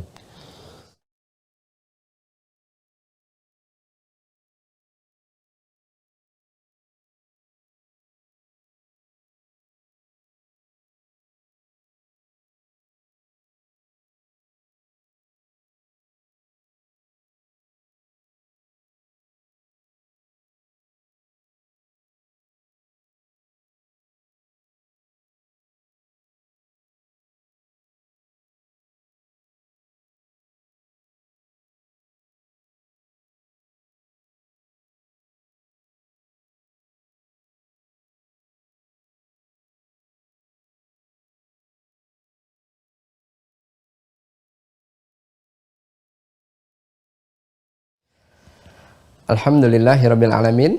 Jazakumullahu khairan kasiran kepada guru kita semua, Ustadz Dr. Adi Hidayat LSMA. Mari kita bermohon kepada Allah Subhanahu wa taala di setiap sujud kita, setiap doa kita, semoga Allah mengampuni dosa dan kesalahan beliau beserta keluarga, memberikan kesehatan dan juga umur yang panjang dalam ketaatan, juga memudahkan segala urusannya, baik urusan dunia maupun urusan akhiratnya. Amin. Dan tidak lupa kita bermohon kepada Allah Subhanahu wa taala, semoga Allah senantiasa mengampuni dosa dan kesalahan kita semua, dan Allah menjadikan ilmu yang disampaikan pada pertemuan subuh kali ini menjadi ilmu yang bermanfaat, dan Allah mudahkan kita untuk bisa memahami juga mengamalkannya dalam kehidupan kita sehari-hari. Amin. Tidak bosan untuk mengingatkan bagi teman-teman yang sudah terdaftar dan sudah memiliki perangkat belajar Mira Institute untuk bisa mengaktifkan akunnya dengan cara login di website resmi Mira Institute. Silahkan masuk ke mira.quantumakhir.com, silahkan tekan tombol loginnya, gunakan username-nya berupa email dan passwordnya berupa nomor telepon yang sudah teman-teman daftarkan sebelumnya. Bagi teman-teman yang belum mendapatkan username dan juga password, teman-teman bisa menghubungi admin Mira Institute di nomor yang sudah tertera pada layar teman-teman sekalian. Sebagai ikhtiar awalnya, teman-teman bisa merujuk kepada folder inbox yang ada di email teman-teman sekalian untuk mengetahui username dan juga password teman-teman sekalian. Atau teman-teman bisa masuk ke folder spam ataupun juga folder junk yang ada di email teman-teman sekalian, karena ada kemungkinan email yang kami kirimkan masuk ke folder-folder tersebut. Penting bagi teman-teman untuk mengaktifkan akunnya agar teman-teman bisa datanya terbaca oleh sistem kami dan bisa menikmati setiap fitur-fitur yang sudah disajikan di website resmi Mira Institute. Seperti teman-teman bisa mendownload kitab-kitab rujukan ataupun materi yang sudah di-scan oleh tim admin, dan teman-teman bisa mereview kembali video-video pembelajaran di Mira Institute secara utuh dari awal pertemuan.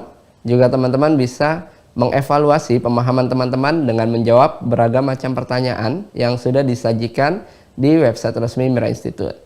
Dan bagi teman-teman yang baru tergabung, kami himbau untuk bisa mengikuti sesi pembelajaran dari awal pertemuan secara bertahap agar pemahaman teman-teman bisa lebih maksimal dan pertemuan satu dengan pertemuan lainnya pemahamannya bisa tersambung dan terkorelasi. Jangan lupa untuk mengikuti ujian di setiap babnya agar teman-teman bisa lanjut ke bab berikutnya, dan yang terpenting teman-teman bisa mendapatkan undangan sesi Zoom bersama guru kita Ustadz Dr. Adi Hidayat LSMA. Dan yang terpenting lagi bagi teman-teman yang sudah mengaktifkan akunnya, jika kesempatannya tiba untuk kajian offline, teman-teman yang sudah mengaktifkan akun insya Allah berkesempatan mendapatkan undangan untuk mengikuti sesi kajian offline bersama guru kita Ustadz Dr. Adi Hidayat LSMA. Dan bagi teman-teman yang belum berkesempatan untuk tergabung menjadi mahasantri di Mira Institute, teman-teman masih bisa mengikuti pembelajaran dengan cara subscribe YouTube channelnya Mira Institute. Pastikan logonya seperti yang ada di layar teman-teman sekalian di bagian kiri atas, jangan sampai salah.